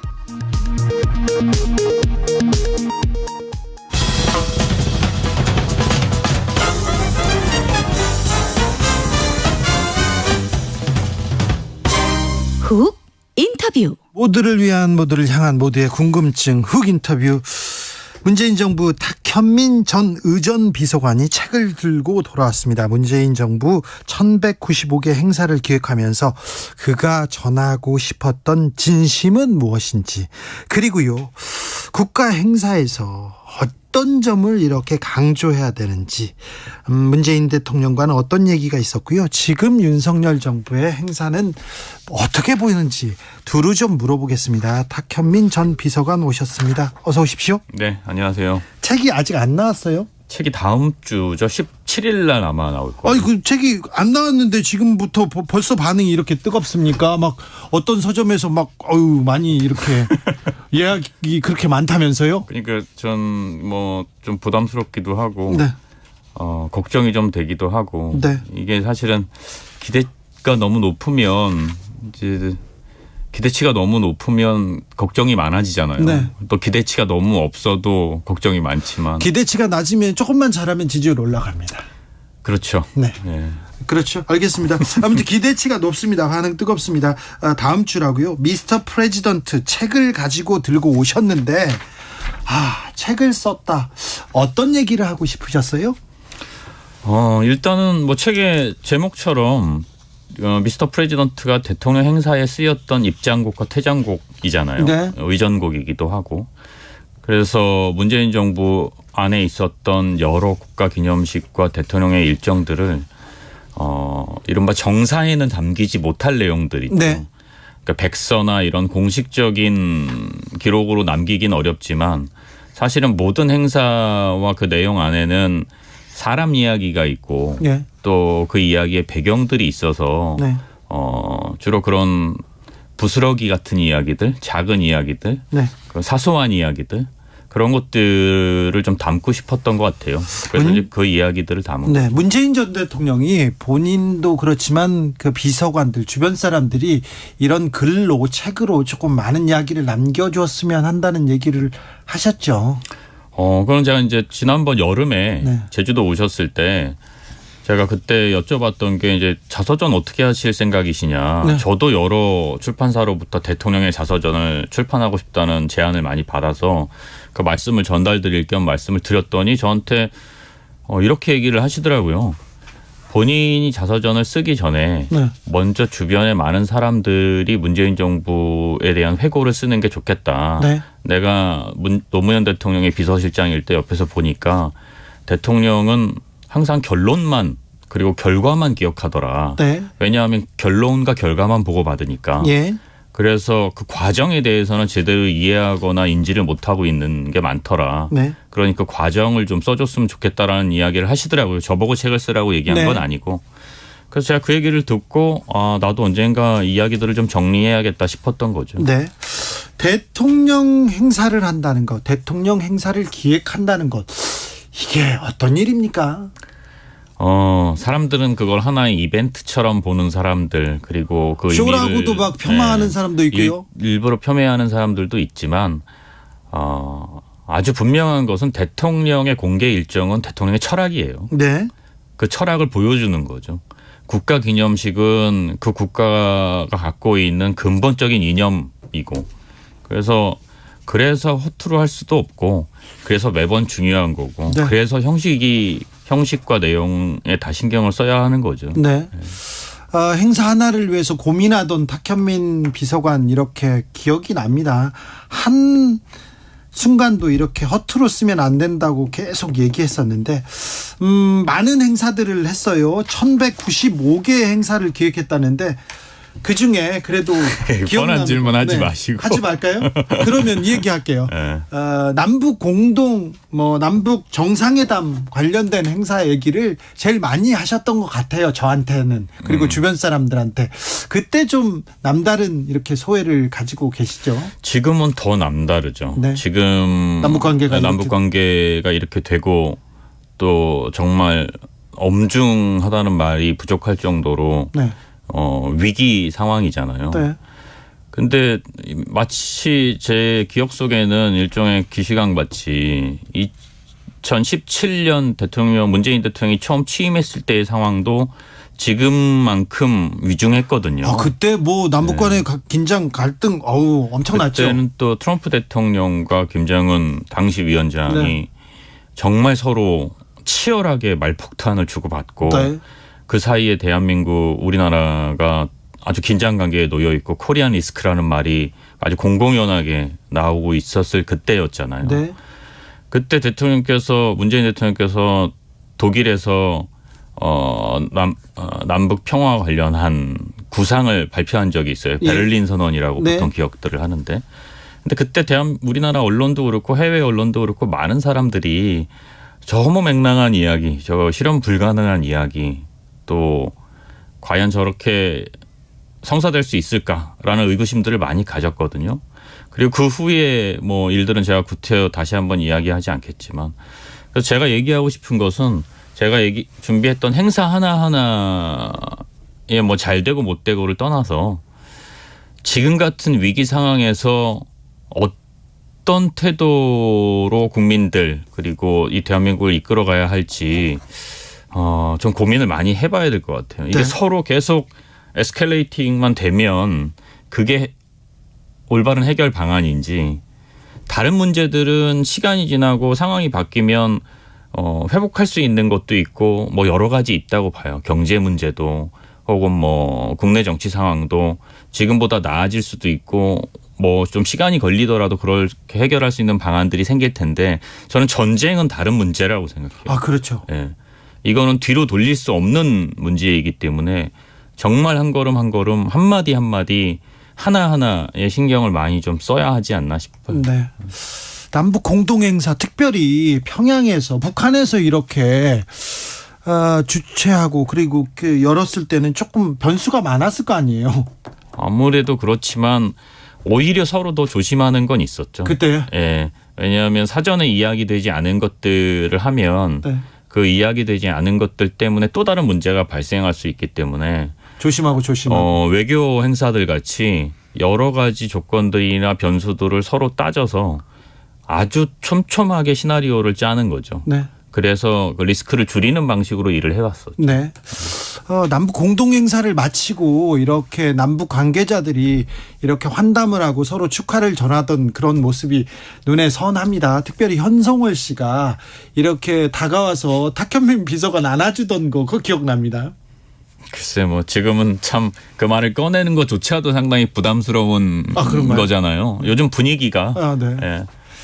아무튼 남과 북이 가까이 오고 통일에 성큼 다가갔다고 생각했는데 요즘은 뭐 계속 남북 관계 그리고 그 강대강 그리고 또 대통령과 북에서 쏟아내는 이런 발언 보면 좀 안타깝습니다. 사실은 문재인 대통령이 가장 신경 썼던 행사는 국방 관련한 혹은 군 관련한 행사들이었잖아요. 그렇습니다. 예.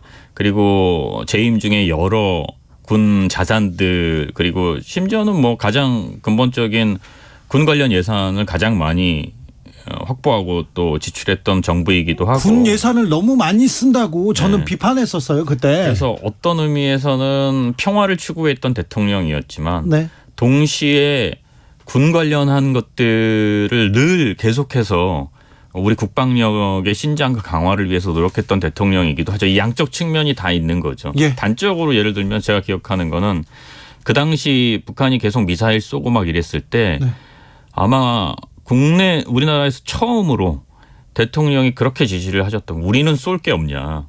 그런 얘기도 있어요. 네, 실제로 있었던 일이 우리는 쏠 게 없냐 해서 미국이랑 연합해서 처음 북쪽에 그 미사일을 쐈던 원점거리를 계산해서 타격한 적도 있는 그런 일을 처음 했던 것도 사실은 문재인 정부예요. 아, 그렇습니까? 네.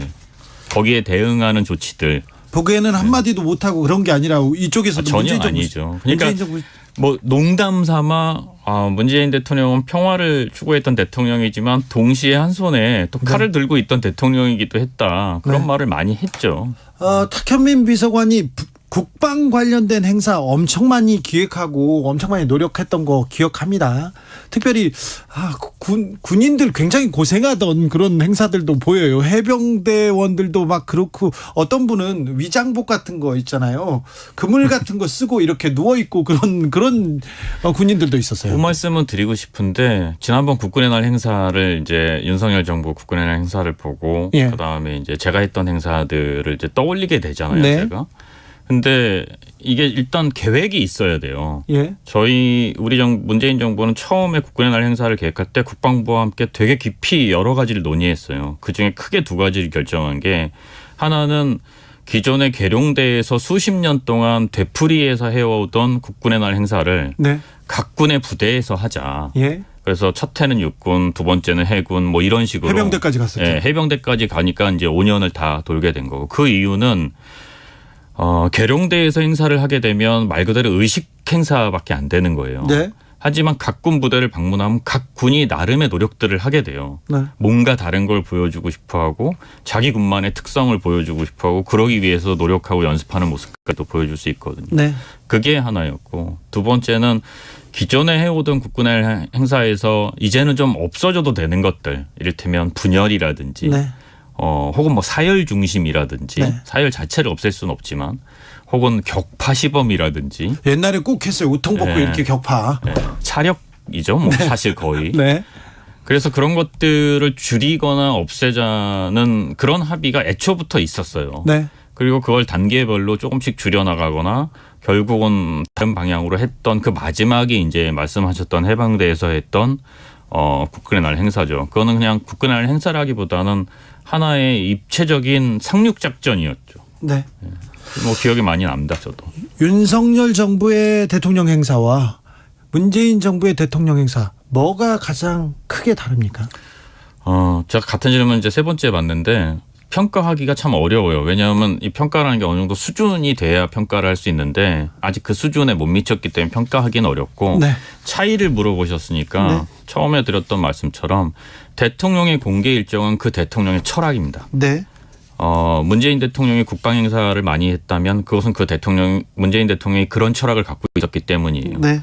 윤석열 대통령이 뭐 시장 방문을 많이 한다면 그거는 윤석열 대통령이 시장에 갖고 있는 철학인 거죠. 네. 뭐 예를 들자면 그렇다는 거예요. 그래서 대통령이 어떤 일정들을 하는지를 국민들이 눈여겨보면 지금 대통령이 무슨 생각을 하는지도 어느 정도는 유추해 볼 수 있어요. 잘 안 보이는데요. 그러면 생각이 많지 않은 거죠. 아, 그렇습니까? 네. 그 시장 방문도 그냥 대통령이나 영부인의 시장 방문 이것도 그냥 결정하는 건 아니죠. 그냥 방법론이라고 생각하고 말씀드리면 제가 이렇게 보니까 윤석열 대통령과 김건희 여사는 주로 대구 서문시장을 가시더라고요. 네. 제가 알기로는 이미 2번 이상 아마 간 것 같은데. 네, 많이 갔어요. 오늘도 가시고. 문재인 정부 때도 시장 방문하거든요. 네. 추석, 설날, 뭐 갔죠. 어떤 명절 이런 때.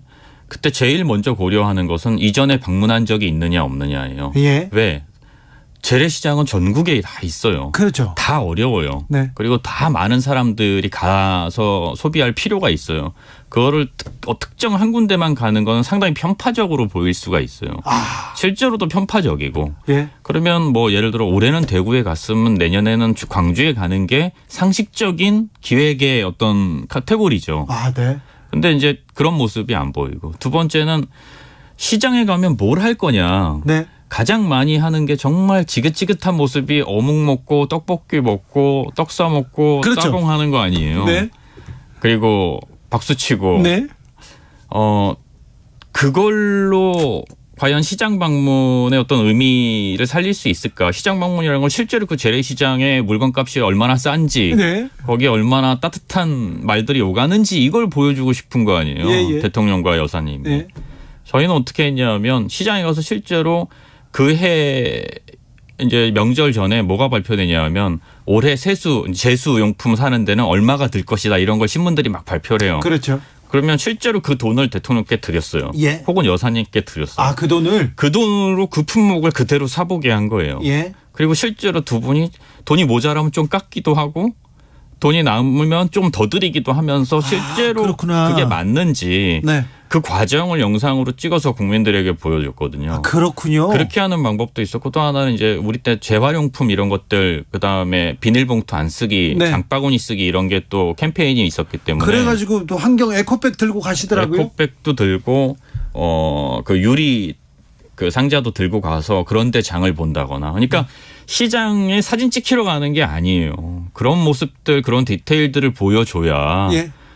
그래야 시장 방문의 의미가 살고 왜 우리가 재래시장에 국민들이 가야 하는지에 네. 대한 설득도 되는 거죠. 네. 근데 아마 제가 이번에 이렇게 보니까 그런 걸 안 한 이유는 올해 제수용품 가격이 많이 뛰었더라고요. 네. 전에보다. 네. 그런 영향도 좀 있지 않을까 그런 생각도 드네요. 대통령 시장 방문에 이런 철학이 또 담겨 있군요.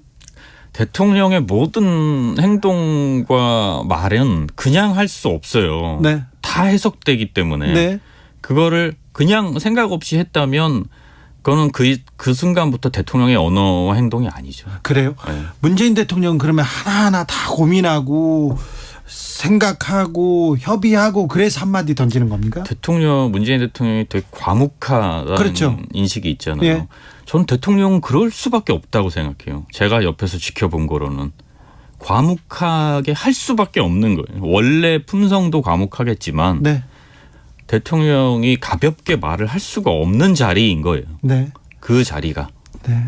아무튼 윤석열 대통령과 김건희 여사의 행보를 보면 그분들의 마음이 지금 대구에 가 있다 이렇게 봐도 됩니까? 서문시장에 가 있다. 뭐 철학을 엿볼 수 있다는 점에서 뭐 다른 재래시장보다는 그 서문시장을 2번 더 챙겨야겠다라고 생각한 것만은 사실이겠죠. 네. 다른 생각은 무슨 생각을 하고 있다고 보세요? 그건 모르죠. 뭐 그분들이 어떤 생각을 하셨으면 좋겠는데 잘 모르겠네요. 네. 요즘 얼마 전에 윤석열 대통령이 국어 공부 왜 하는지 모르겠다 비슷한 얘기를 한 적이 있었는데. 근데 그거는 앞뒤에 무슨 맥락이 있었을 거 아니에요. 저는 전문을 다 듣지는 못해서 네. 정말 국어 공부를 안 해도 된다 이렇게 얘기한 건지는 잘 모르겠더라고요. 맥락이 별로 없는데 그 부분은 제가 또 설명해 드리겠습니다. 네. 임기 초에 신년 기자회견 하지 않습니까? 그리고 신년 인터뷰를 하는데 여기에 대한 고민도 좀 많죠. 엄청나게 많죠. 신년 기자회견이 그 해의 시작이죠. 미국으로 따지면 그 연두교수 발표와 맞먹을 정도로 네. 청와대에서 가장 신경 쓰일 수밖에 없는 거죠. 더군다나 저희는 100명 이상의 기자들에게 무작위로 질문을 현장에서 라이브로 받았잖아요. 예. 그렇기 때문에 정말 어떤 질문이 나올지를 모르고 대통령이 그 질문에 답하기 위해서 공부해야 할 게 너무 많았어요. 예. 그래서 항상 신년 기자회견 때가 되면 긴장 상태가 되죠. 그래요. 네. 그랬는데 이번에는 신년 기자회견 없이 조선일보 인터뷰로 이렇게 가름했는데 편하겠어요. 정말 부러워요. 그런 거는 보면. 왜요? 얼마나 편하겠어요. 특정 언론사 한 군데와 뭐 본인들은 아니라고 하겠지만 일정 정도 조율이 됐을 거라고 추측할 수 있고. 조율 가능하죠. 뭐 이 문제는 이 발언은 빼주세요. 이렇게 얘기할 수도 있죠. 게다가 라이브가 아니었잖아요. 네. 라이브가 아니었기 때문에 얼마든지 편집도 가능했을 거고. 네. 얼마나 편하겠어요. 그러면. 네. 그런 기자회견이라면 365번도 하죠. 알겠습니다. 문재인 대통령한테 이번 행사에서 어떤 행사에서 이렇게 해 주십시오 그랬는데 안 들었던 그런 고집이 또 세잖아요. 문재인 대통령이. 제가 대통령께 감사하는 것 중에 하나는 네. 아주 특별한 경우가 아니라면 실무진에서 제안한 혹은 제시한 시나리오를 대개 다 받아주셨어요. 네. 그러니까 아주 특별한 경우 제 지금 기억으로는 딱 한 번을 제외하고는 딱 한 번은 뭡니까? 어린이날이었는데 네. 어린이날에 뉴스 화면이 뭐로 나가는 게 맞다고 생각하세요? 뉴스 1분짜리 뉴스 화면을 구성한다면 어린이들이 이렇게 천진난만하게 뛰어놀고 막 그렇죠. 그렇게 즐거워하는 모습이 나갔으면 좋겠어요. 대통령과 같이 나간다면 이런 그림이겠죠. 네. 어린이들이 청와대로 초청되고 달려들고 아이들이 막 신나게 놀고 있고 대통령이 그걸 인자하게 바라보고 있고 그렇죠. 그다음에 마지막 장면은 뭐겠어요. 대통령이 아이들을 앉혀놓고 너희는 이러이러한 사람이 되고 너희에게는 앞으로 이러이러한 미래가 펼쳐질 거야. 이런 얘기하는 모습이 마지막으로 들어가고 기자가 스탠딩을 하면서 문재인 정부는 앞으로 어린이 교육에 뭘 이렇게 투자하겠다고 약속했다. 이거잖아요. 네. 딱 그 그림이잖아요. 네. 전 당연히 그렇게 그림을 짜서 갔어요. 예. 대통령이 한마디를 딱 하셨어요. 다 좋은데 내가 얘기하는 건 빼라. 네. 아니 그걸 빼면 뉴스에 메시지가 안 나가는데요. 네. 그랬더니 애들이 내 얘기 듣는 것도 별로 안 좋아하고 네. 나도 그날 하루는 아이들이랑 노는 걸로 족하니까 네. 그 얘기는 빼라. 정 필요하면 대변인이 따로 얘기를 하든가 네. 그냥 발표를 하든가 부처에서. 네. 그래서 결국은 그걸 못했어요. 임기 첫 해에. 네. 그래서 저도 항의를 엄청 받았어요. 우리 홍보수석실한테도 항의를 받고 그 그림이 없다고. 네. 그런데 대통령이 본인이 아이들 앉혀놓고 얘기하는 건 빼라니까 할 수 없이 빼버릴 수밖에 없었죠. 네. 그런 적이 있었습니다. 그래요? 잘 들어줬는데 그 부분은 빠졌습니까? 예전이었던가요? 어린이들, 낙도 어린이들, 섬에 있는 어린이들을 헬기 타고 이렇게 와서 마지막 어린이날 행사예요. 그랬어요? 네. 대통령이 그 전해에 코로나 때문에 어린이날에 아이들을 초청을 못하고 네. 영상으로 연결을 했어요. 네. 근데 그 영상으로 연결한 어느 한 어린이가 이제 부탁을 한 거죠. 자기 청와대 너무 가고 싶은데 네. 코로나 때문에 못 간다. 공부도 열심히 했는데. 그랬어요? 그러니까 대통령이 그 자리에서 꼭 한번 초청하겠다라고 네. 하고 이제 마지막 해 퇴임하던 그 해 어린이날이 된 거죠. 네. 근데 너무 먼 거예요, 정말. 네. 그래서 대통령이 전용 헬기를 직접 보내서 그 아이들을 데리고 와라. 정말 특별한 네, 했었죠. 어린이날이었겠네요. 네. 아주 유쾌하고 즐거웠던 기억. 네.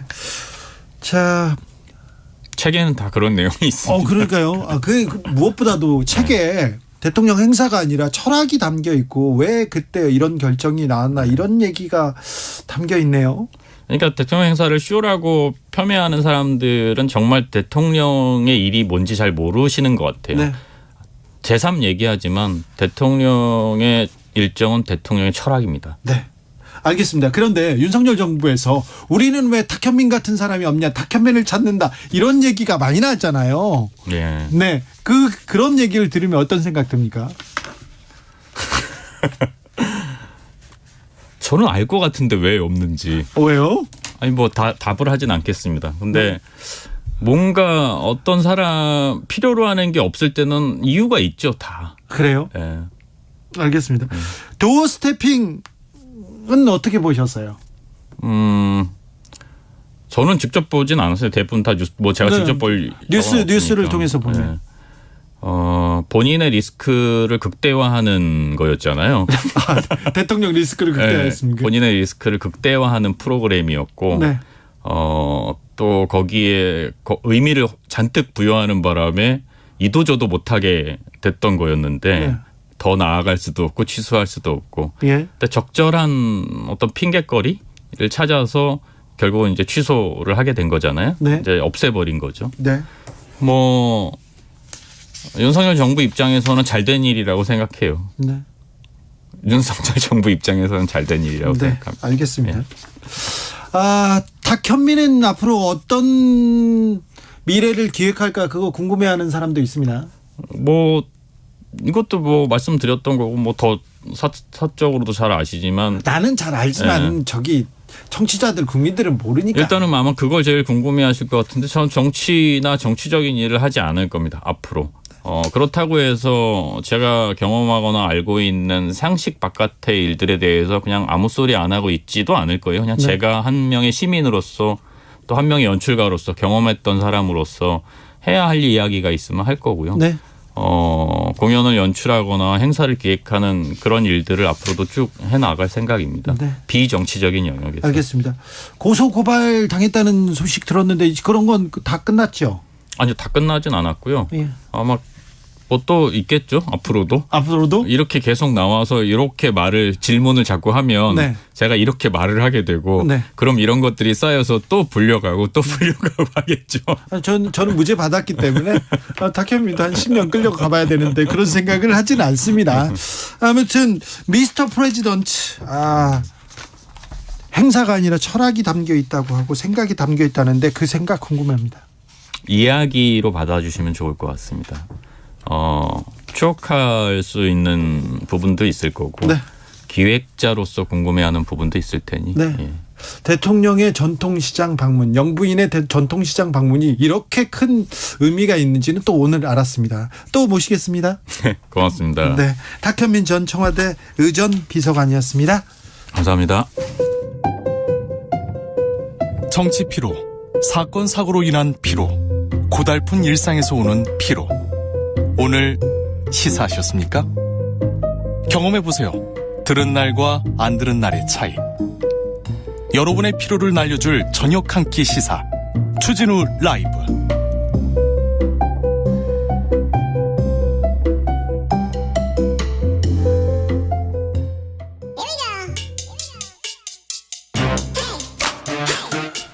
과학을 향한 진지한 고민, 과학과의 수다. 주진우 라이브 과학 선생님, 과학 커뮤니케이터 엑소쌤 이선호쌤 모셨습니다. 어서 오세요. 네, 보고 싶었습니다. 네. 닥터 엑소쌤입니다. 제가 과학 수업을 이렇게 기다린 건 처음이에요. 네. 너무 감사합니다. 정말 진짜 엑소쌤 잘 오셨습니다. 오늘은 어떤 수업? 오늘은 어떤 주제를 가지고 왔냐면 네. 사실 우리 인간이라는 게 뭐 오래 살아도 100년 남짓 살지 않습니까? 네. 뭐 진짜 90대만 돼도 와 장수한다라고 하는데 그렇죠.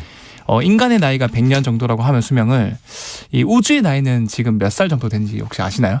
뭐 몇 억만 년 됐겠죠. 많이 됐겠죠. 맞아요. 네. 138억 년이거든요. 138억 년이요? 네, 약 138억 년인데 그게 확실히 정해졌습니까? 이게 뭐 정확하게 이거 137억 9,800만 뭐 몇 년도 이렇게까지 정확한 건 아니지만 네. 대략적으로 이 정도 됐다라는 게 그런 뭐 적색편이라든가 이런 관측 결과로 예측을 할 수 있어요. 알겠습니다. 오래 살았네요.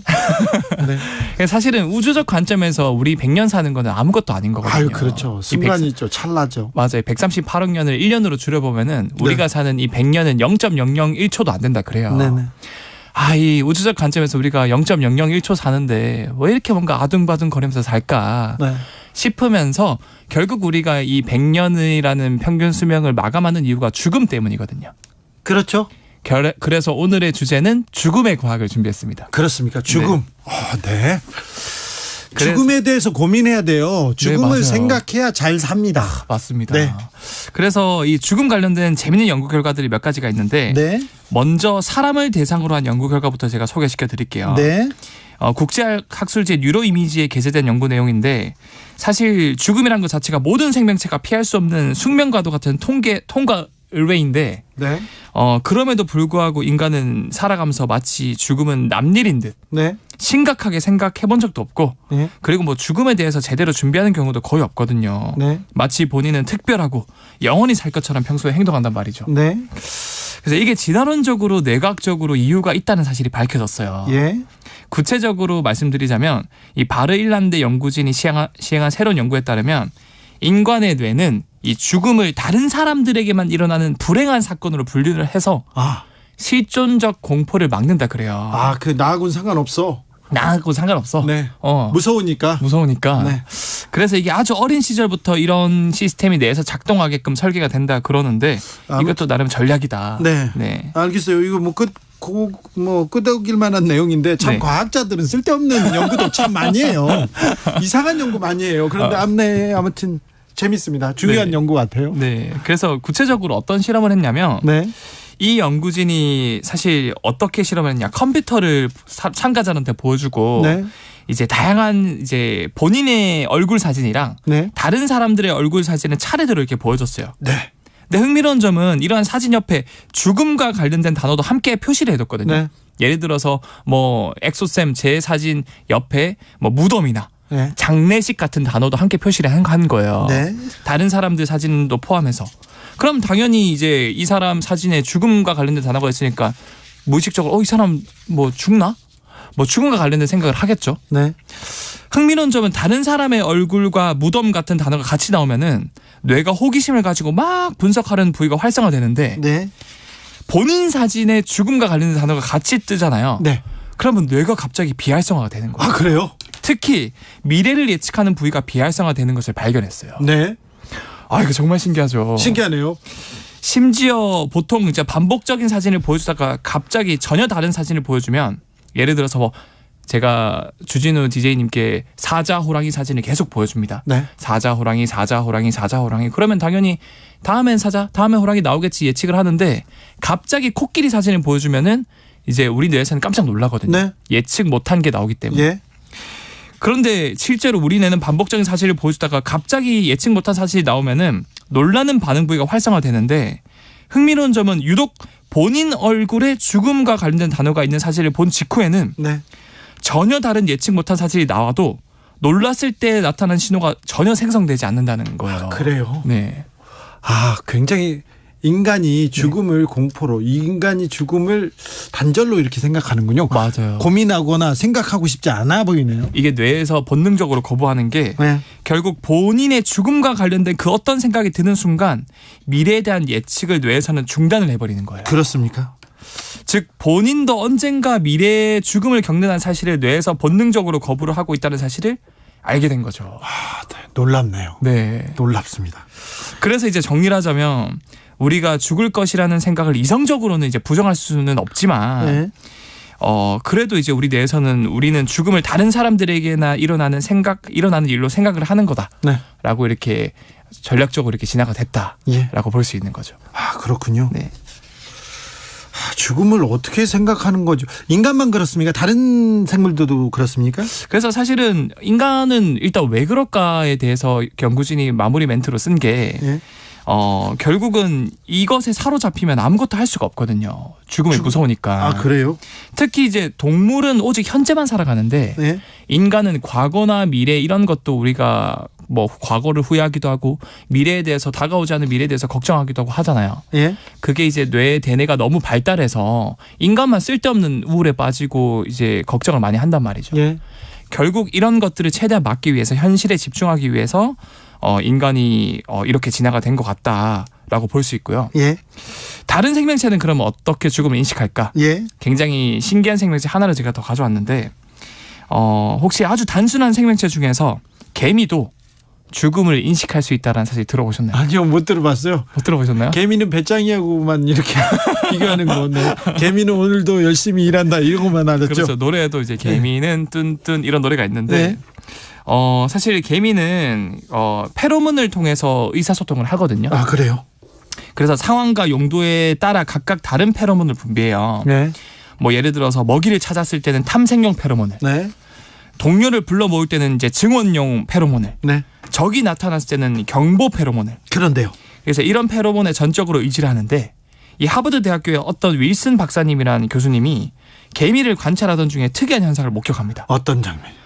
개미의 죽음을 목격했는데 신기하게도 개미가 죽으면 예. 주변 동료들이 진짜 죽음을 인지라도 한 것처럼 네. 이 동료 개미 시체를 내버려 두지 않고 이 시체를 고이 들고 와서 예. 집 근처의 개미들의 공동묘지라고 불릴 만한 개미 무덤에 고이 안장을 해준다는 거예요. 아, 그러면 개미들이 동료가 죽으면 네. 개미들 이렇게 장례를 치러주는 거네요? 장례를 치러주는 거죠. 어떻게 이런 게 가능하죠? 죽음을 인식하는 거네요? 인식을 하는 거죠. 네. 그래서 이제 이 윌슨 교수님이 너무 궁금해가지고 분명히 개미들도 사람처럼 죽음을 인지하고 있다. 네. 그럼 어떤 방식으로 인지를 할까 고민을 해봤어요. 근데 소리나 발짓, 더듬이보다는 당연히 의사소통에 자주 하는 아까 페로몬. 네. 그래서 아마 죽을 때도 이 죽음을 어떻게 보면 알려주는 페로몬이 나오지 않을까. 네. 가설을 세웠어요. 네. 그래서 이제 살아있는 개미들을 잔뜩 모으고 죽어있는 개미들을 잔뜩 모아서 각각 몸에서 뿜어져 나온 페로몬들을 비교하니까 네. 오직 죽은 개미들한테서만 나오는 페로몬들이 있는 거예요. 네. 그중에서 올레산이라는 물질이 있는데 이 녀석이 죽음을 알리는 페로몬이었던 거예요. 그래요? 네. 그래가지고 죽음을 또 개미들도 인식하고 있네요. 그래서 여기서 이제 더 재밌는 실험을 하나 더 합니다. 네. 이 윌슨 교수님이 그러면 이제 개미가 죽었을 때 이 죽음을 알리는 페로몬 올레산을 알았으니까 네. 이 올레산을 살아있는 개미한테 묻혀보면은 그래서 어떻게 됐습니까? 어떻게 됐을까 궁금했던 거예요. 어떻게 됐어요? 아무리 발버둥 치고 나 살아있다고 움직여도 동료 개미들이 얘를 강제로 물고 개미 무덤에 묻어버려요. 아, 진짜요? 네. 무섭네요. 무섭죠. 네. 그래서 이렇게 어떻게 보면은 개미가 아무리 자기가 움직여도 개미들은 전적으로 페로몬에 의해서 판단하고 의지하기 때문에 네. 개미 스스로 자기 자신도 자기 몸에서 올레산 냄새를 많이 묻히면은 스스로 무덤에 들어가는 행동도 보이고 동료 개미들도 그런 살아있음에도 불구하고 올레산 냄새, 죽음 냄새가 느껴지면은 강제로 무덤에 묻는다고 하는 결과까지. 매우 흥미롭습니다. 네. 6787님께서 죽음 생각하기도 싫으네요. 무섭고 또 무섭답니다. 이렇게 얘기하는데 네. 제 생일날 네. 누가 이런 시를 보내줬습니다. 제가 엑소쌤과 청취자분들께 하나 읽겠습니다. 네. 생일 아침 미역국 받아놓고 생각느니 1959년 이래 53번째 가을. 그러고 보니 오늘 나와 함께 태어난 내 죽음도 53살. 내 죽음도 53번째 가을. 어서 드시게. 오늘은 꾹 참고 나를 보살펴준 내 죽음과 오붓하게 겸상하는 날. 1년 내내 잊고 지내. 미안해하는 날. 고마워하는 날. 이문재 시인의 생일이란 시인데요. 내가 태어나면서 죽음도 같이 태어났고 나와 그렇죠. 같이 살고 있습니다. 그래서 무섭고 두렵지만 죽음을 이렇게 생각하면 내 삶이 얼마나 값지고 가치 있는지 잘 살아야 하는지 그런 생각도 해봅니다. 오늘 엑소쌤과 함께 죽음에 대한 공부를 해봤는데요. 네. 죽음에 대한 공부 이렇게 하니까 무서웠는데 흥미로운 얘기가 많았네요. 특히 개미. 아유, 흥미로웠습니다. 맞습니다. 그리고 사실 이 죽음 관련한 학자 중에서 키블러 로스라는 학자도 죽음을 받아들이는 5단계가 있는데 가장 먼저 사람이 나타난 반응이 부정이라 그래요. 네.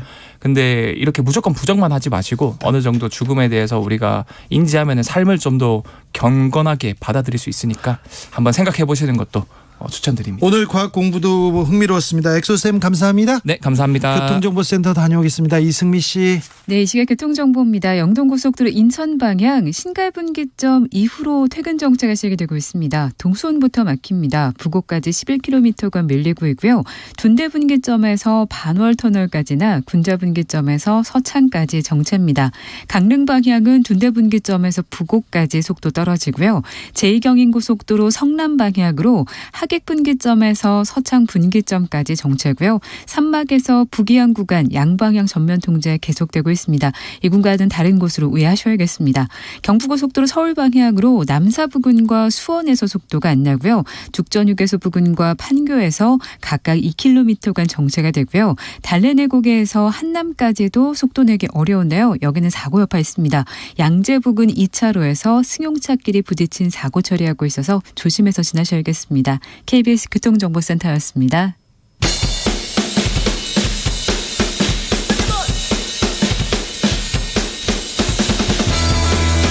틱탁 틱탁 틱탁 현란한 입담의 환상 드리블. 오늘 이 뉴스를 주목하라 이슈 틱타카. 머리끝부터 발끝까지 더 뜨겁게 이야기 나눠봅니다. 청코노 최진봉 성공회대 교수 어서 오세요. 안녕하십니까, 최진봉입니다. 홍코노 김병민 국민의힘 비대위원 어서 오세요. 예, 반갑습니다. 너무 오랜만이에요. 네, 지난주에 저희가 빠져가지고 교수님 아유, 보고 싶었어요. 그런 분들 많습니다. 감사합니다. 네. 저는 없나요? 아니 많아요. 많았어요. 김병민 바빴죠. 네.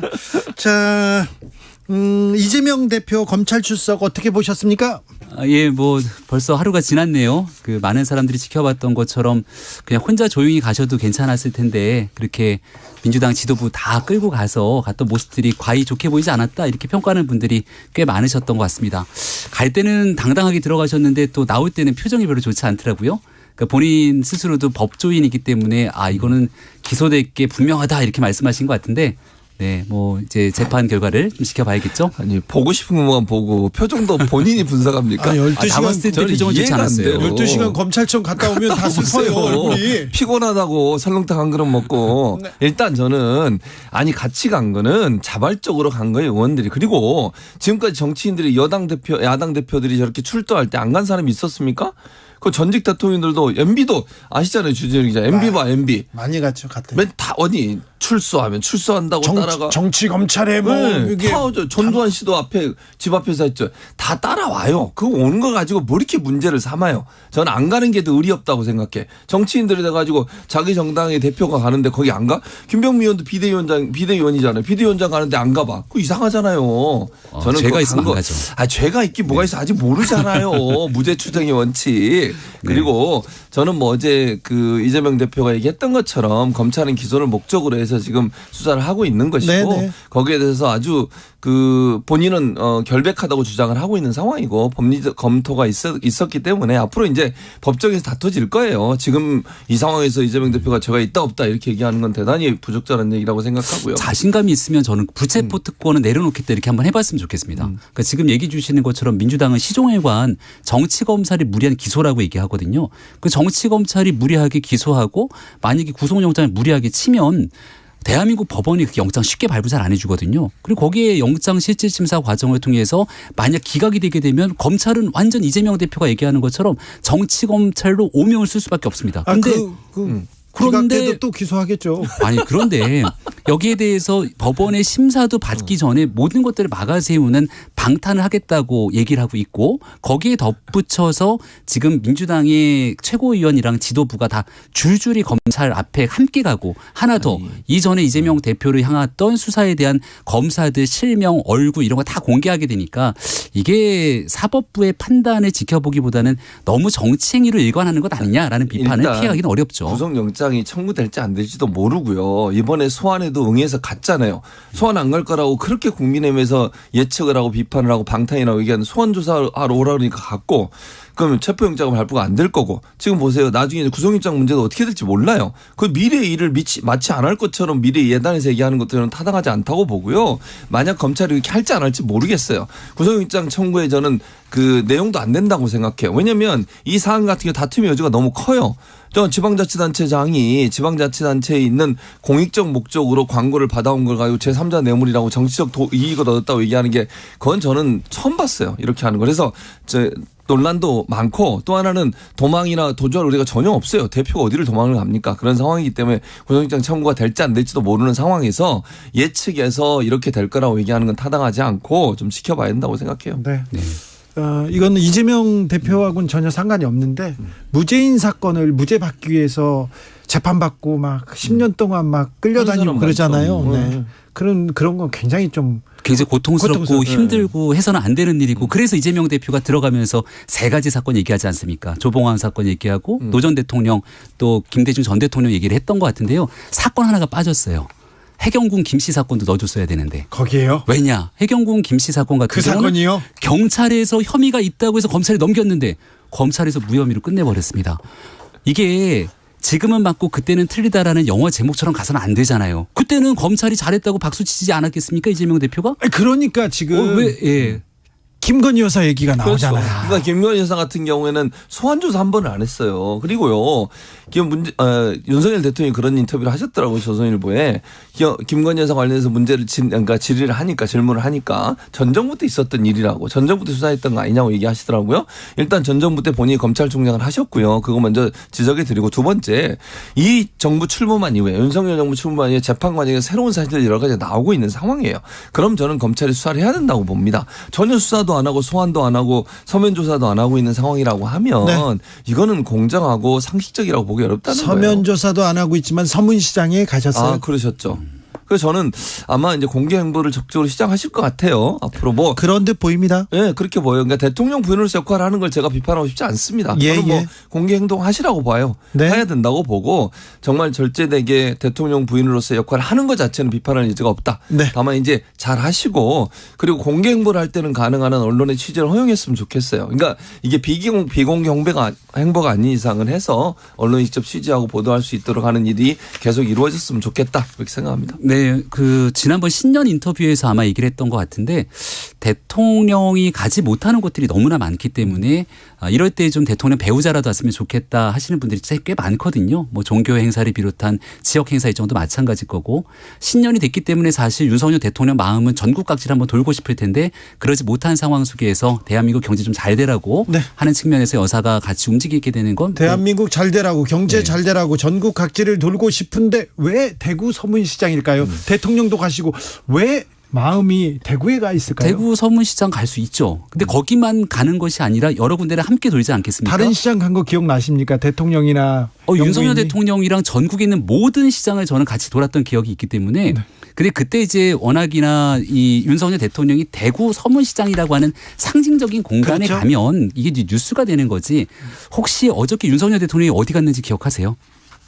기억 안 납니다. 사람들이 뉴스가 나도 잘 모릅니다. 그러니까 과학기술인 총연합회가 갖고 있는 그런 신년 행사 때 윤석열 대통령이 참석하는 일들은 사람들이 잘 기억하지 못해요. 그러니까 좋은 일들에 대해서 긍정적으로 대한민국을 위해 일하고 있는 많은 일들이 있습니다만 뉴스가 집중되는 곳에 우리가 너무 관심을 가지니 거기에 구태여 정책 해석을 덧붙일 필요는 없다. 아니 뉴스가 집중되는데 관심을 가질 수밖에 없죠. 거기에 이제 집중적으로 보도를 하니까 일부러 찾아서 보지 않으면. 근데 저는 이제 TK 간 것은 의미가 있다고 봐요. 윤석열 대통령의 지지율도 그렇고 어쨌든 보수의 텃밭이고 또 본인이 윤석열 대통령이 TK 출신은 아니잖아요. 그러다 보니까 거기에서 어떤 그 지지율의 결집을 이루어야 되고 특히 지금 이제 당대표 선거 앞두고서 여러 가지 논란이 불고 있지 않습니까? 이런 상황에서 본인이 좀 더 공고하게 보수 지지층의 결집을 통해서 지지율을 좀 끌어올리는 의도도 있는 것 같고 그런 부분들이 결국 김건희 여사가 서문시장을 간 게 아닌가 하는 그런 의도는 보이네요. 보입니다. 자, 그런데 나경원 전 의원요. 국민의힘에서는 이분 출마한답니까 안 한답니까? 왜 대통령실이나 윤핵관은 왜 나경원 전 의원 이렇게 싫어합니까? 반윤이라고 얘기 굳이 하는 이유가 뭡니까? 유승민 그리고 특별히 이준석과 나경원 나유연대까지 나오는 이유는 뭡니까? 싫어하면 나경원 전 원내대표한테 저출산 고령사위원회 부위원장 기후환경대사라고 하는 중책을 맡겼겠습니까? 나가지 말라고. 그 나경원 전 원내대표랑 이제 꽤 오랜 시간의 인연을 갖고 있죠. 대학 학창 시절 때부터. 네. 그리고 뭐 지난 대통령 선거 때 인연을 굳이 따지자면 대통령 선거 때 저는 이제 당에 들어오기 전부터 같이 있었잖아요. 그렇죠. 그때 상대 진영 후보 편에 서갖고 윤석열 대통령 뼈아프게 공격했던 사람들 다 기억하거든요. 네. 근데 그분들 지금 친윤이라는 이름으로 활동하시는 분들도 꽤 있습니다. 네. 그러니까 이게 언제 어느 지점에 서 있었던 부분들을 가리지 않고 대한민국의 대통령이 됐기 때문에 윤석열 대통령이랑 함께 한 목소리를 내게 되는 건 국민의힘에 소속돼 있는 사람들 입장에서 꽤 당연한 일이죠. 네. 근데 지금 그 저출산 고령사위원회 부위원장이라고 하는 중책을 맡았는데 그걸 맡고 나서 정부에 조금 더 집중해 주길 아마 대통령 바라지 않았을까 싶습니다. 그런데 갑자기 이제 전당대회 출마로 가시화가 되면서 이런 정책에 관한 모든 메시지들이 정치로 치환되게 되니까 이런 부담감을 가져서는 안 된다고 한번 끊어준 게 아닌가 정도로 보시면 근데 어떨까 합니다. 저는 그러니까 김병민 의원이 말씀하신 것처럼 기본적으로 정직을 맡고 있으면서 그걸 그만두지 않고 이렇게 행동한 부분에서 비판을 할 수 있다고 봐요. 근데 너무 노골적으로 나가는 것 자체를 너무 불쾌하게 생각하는 모습이 그대로 드러나요. 정제된 게 없어요, 하나도. 네. 누가 봐도 국민들이 보면 나경원 부위원장 나가는 거를 정말 싫어하는구나. 네. 이게 눈에 보여요. 아니, 네. 아무리 그래도 그렇지 부위원장이 한마디 한 거에 대해 시민사회수석이 나와가지고 뭐라고 얘기하고 또 대통령실에서 반응을 하고 뭐 이런 식으로 계속 압박을 하는 거 과연 맞는 거냐. 이게 저는 문제라고 봐요. 예를 들어서 정말 그게 불쾌하다고 하면 왜 그러면 처음 맡을 때부터 그 얘기를 안 했느냐. 맡을 때 그렇게 했으면 문제가 되는 거지. 그때 문제 얘기를 했으면 그때 안 맞게 했을 텐데 그거 받고 나서 이제 와서 이렇게 행동하는 게 바람직하냐라고 비판할 수 있을 텐데 나간다고 하니까 거기에 대해서 막 집중적으로 친윤 그룹이나 윤핵관들이나 대통령실까지 나서서 하는 것은 국민 볼 때 이게 꼴사납잖아요. 구분을 좀 해야 되는데 정치적인 메시지에 대한 비판은 아마 친윤 그룹에 있는 의원들이 한 것 같고요. 네. 대통령실에서의 비판은 정책적인 기조에 나경원 전 원내대표가 얘기했던 부분들과 이건 우리 정부의 입장과 좀 다르다. 아마 이 부분에 선을 걷던 것 같습니다. 지금 윤석열 정부 들어서 공직자나 누구한테 대통령실에서 나서서 이렇게 공개적으로 비판했던 기억이 없는데요. 자르기도 했죠. 박순희 교육부 장관 기억하시죠? 그건 문제가 있었잖아요. 그러니까 문제가 있고 국민들께 기대감을 줬는데 그 기대감을 충족시키지 못하게 되면 그런가요? 여기에 대해서는 직을 내리칠 정도의 결기를 보이기도 했습니다. 그런 결기였군요. 그럼요. 그리고 네. 그 우리가 작년 이맘때만 해도 한번 생각해 보십시오. 네. 당대표 선거 누가 나가냐면 윤석열 대통령의 우중을 제일 잘하는 진짜 찐윤이 나가는 거 아니냐. 네. 권영세 장관 얘기도 나왔고요. 네. 원희룡 장관 얘기도 나오지 않았습니까? 근데 이분들이 나가기 위해서는 개각이 필요한데 신년의 대통령이 메시지를 냅니다.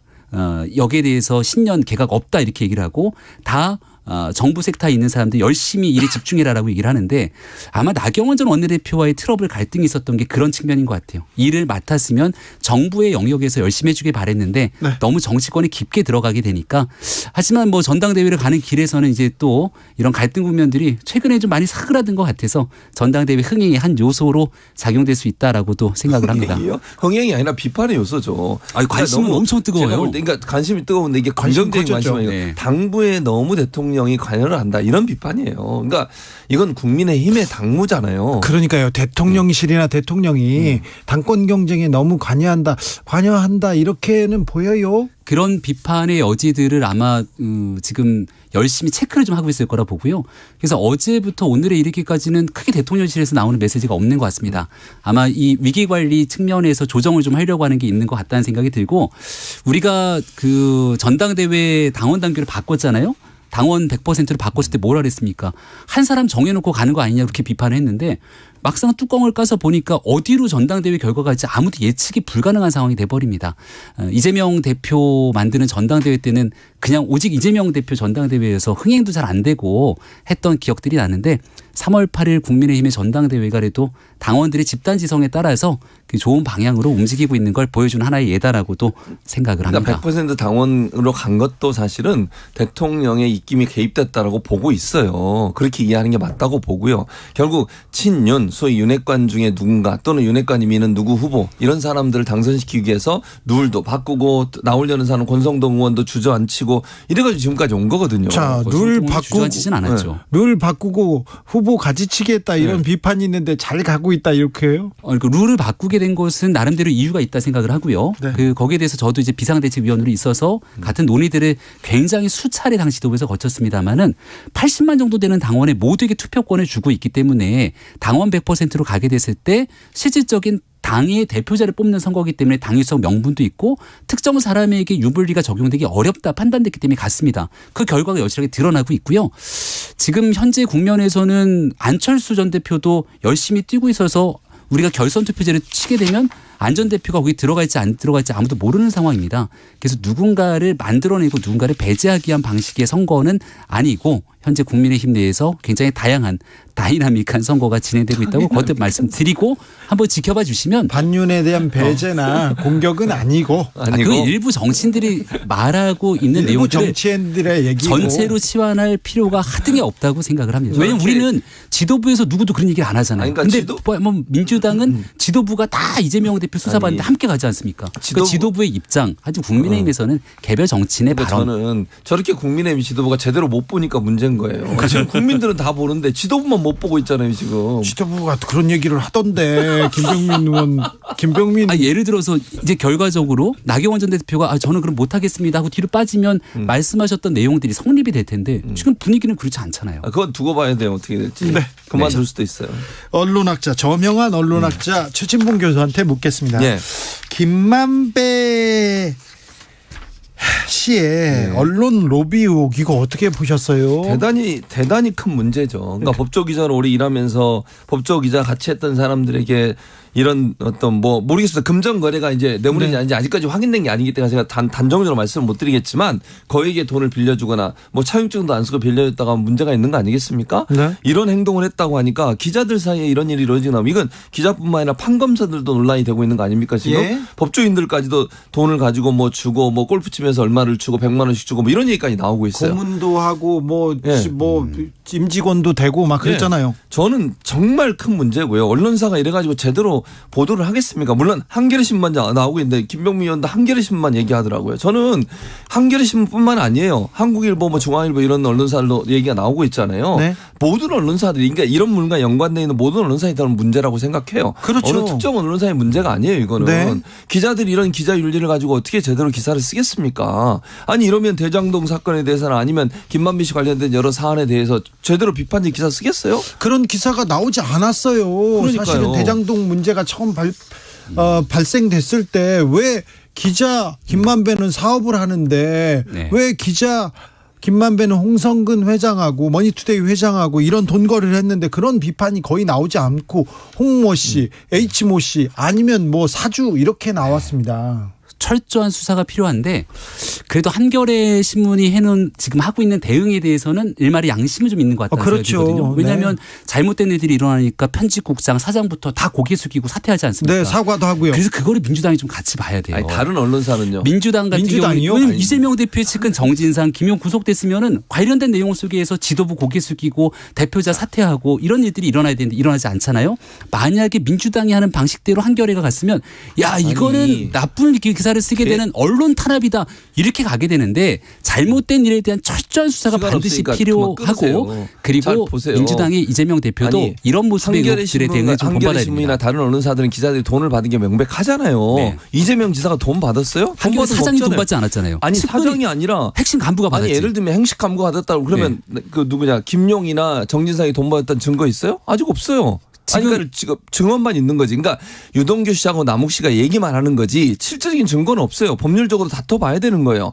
그러니까 지금 현재 구속돼서 수사받고 있고 조사받고 있다고 해서 그게 범죄라고 직접적으로 얘기할 수 없는 거예요. 아직은. 한겨레 신문 기자도 돈을 받았다는 내용에 대해서 아직 명확하게 수사가 정확하게 들어가지 않고 진상조사 차원이지만 거기에 대한 조치를 하고 있죠. 그러니까 돈을 흘러가고 돈이 건너간 건 명확하게 증명으로 나오는 거잖아요. 이거는. 네. 근데 지금 얘기하는 이재명 대표와 관련된 부분에 돈이 넘어갔다는 증거 아무것도 없다니까요. 물질적인 증거가 물증이 없다는 거는 교수님의 말씀이신 거고, 이 물증이라는 거는 계좌에 돈이 찍히는 것만을 갖고 얘기하는 것이 아니라 한결의 문제로 지금 민주당으로 넘어왔는데 그렇군요. 예, 비속어 발언으로 대통령이 사과를 안 하고 또 용산 이태원 참사를 두고 행안부 장관이 부적절한 발언을 여러 번 했는데 사과를 안 하고 사퇴를 안 하고 그런 부분은 또 어떻게 보세요? 예, 여러 가지 측면에서 지금 국정조사가 진행이 되고 있는 걸로 알고 있는데 국정조사가 너무 언론의 관심에서 좀 멀어진 것 같아서 안타까움이 있습니다. 안타깝군요. 국정조사에 많이 집중을 좀 해서 여기에 대한 잘잘못들을 가려냈으면 좋겠습니다. 아무튼 이번에 언론 로비설 이 부분은 좀 명확하게 좀 밝혀서 이런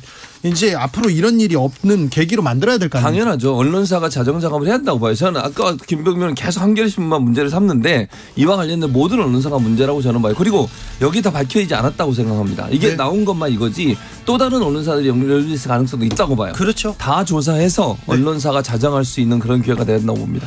최진봉, 김병민 두 분 감사합니다. 고맙습니다. 주진우 라이브 여기서 인사드리겠습니다. 선물 드리고 있어요. 주진우 라이브 청취자 조사 그런 거 필요 없이 홈페이지 공지사항에 확인하시면 됩니다. 저는 내일 오후 5시 5분에 돌아오겠습니다. KBS 58분 날씨.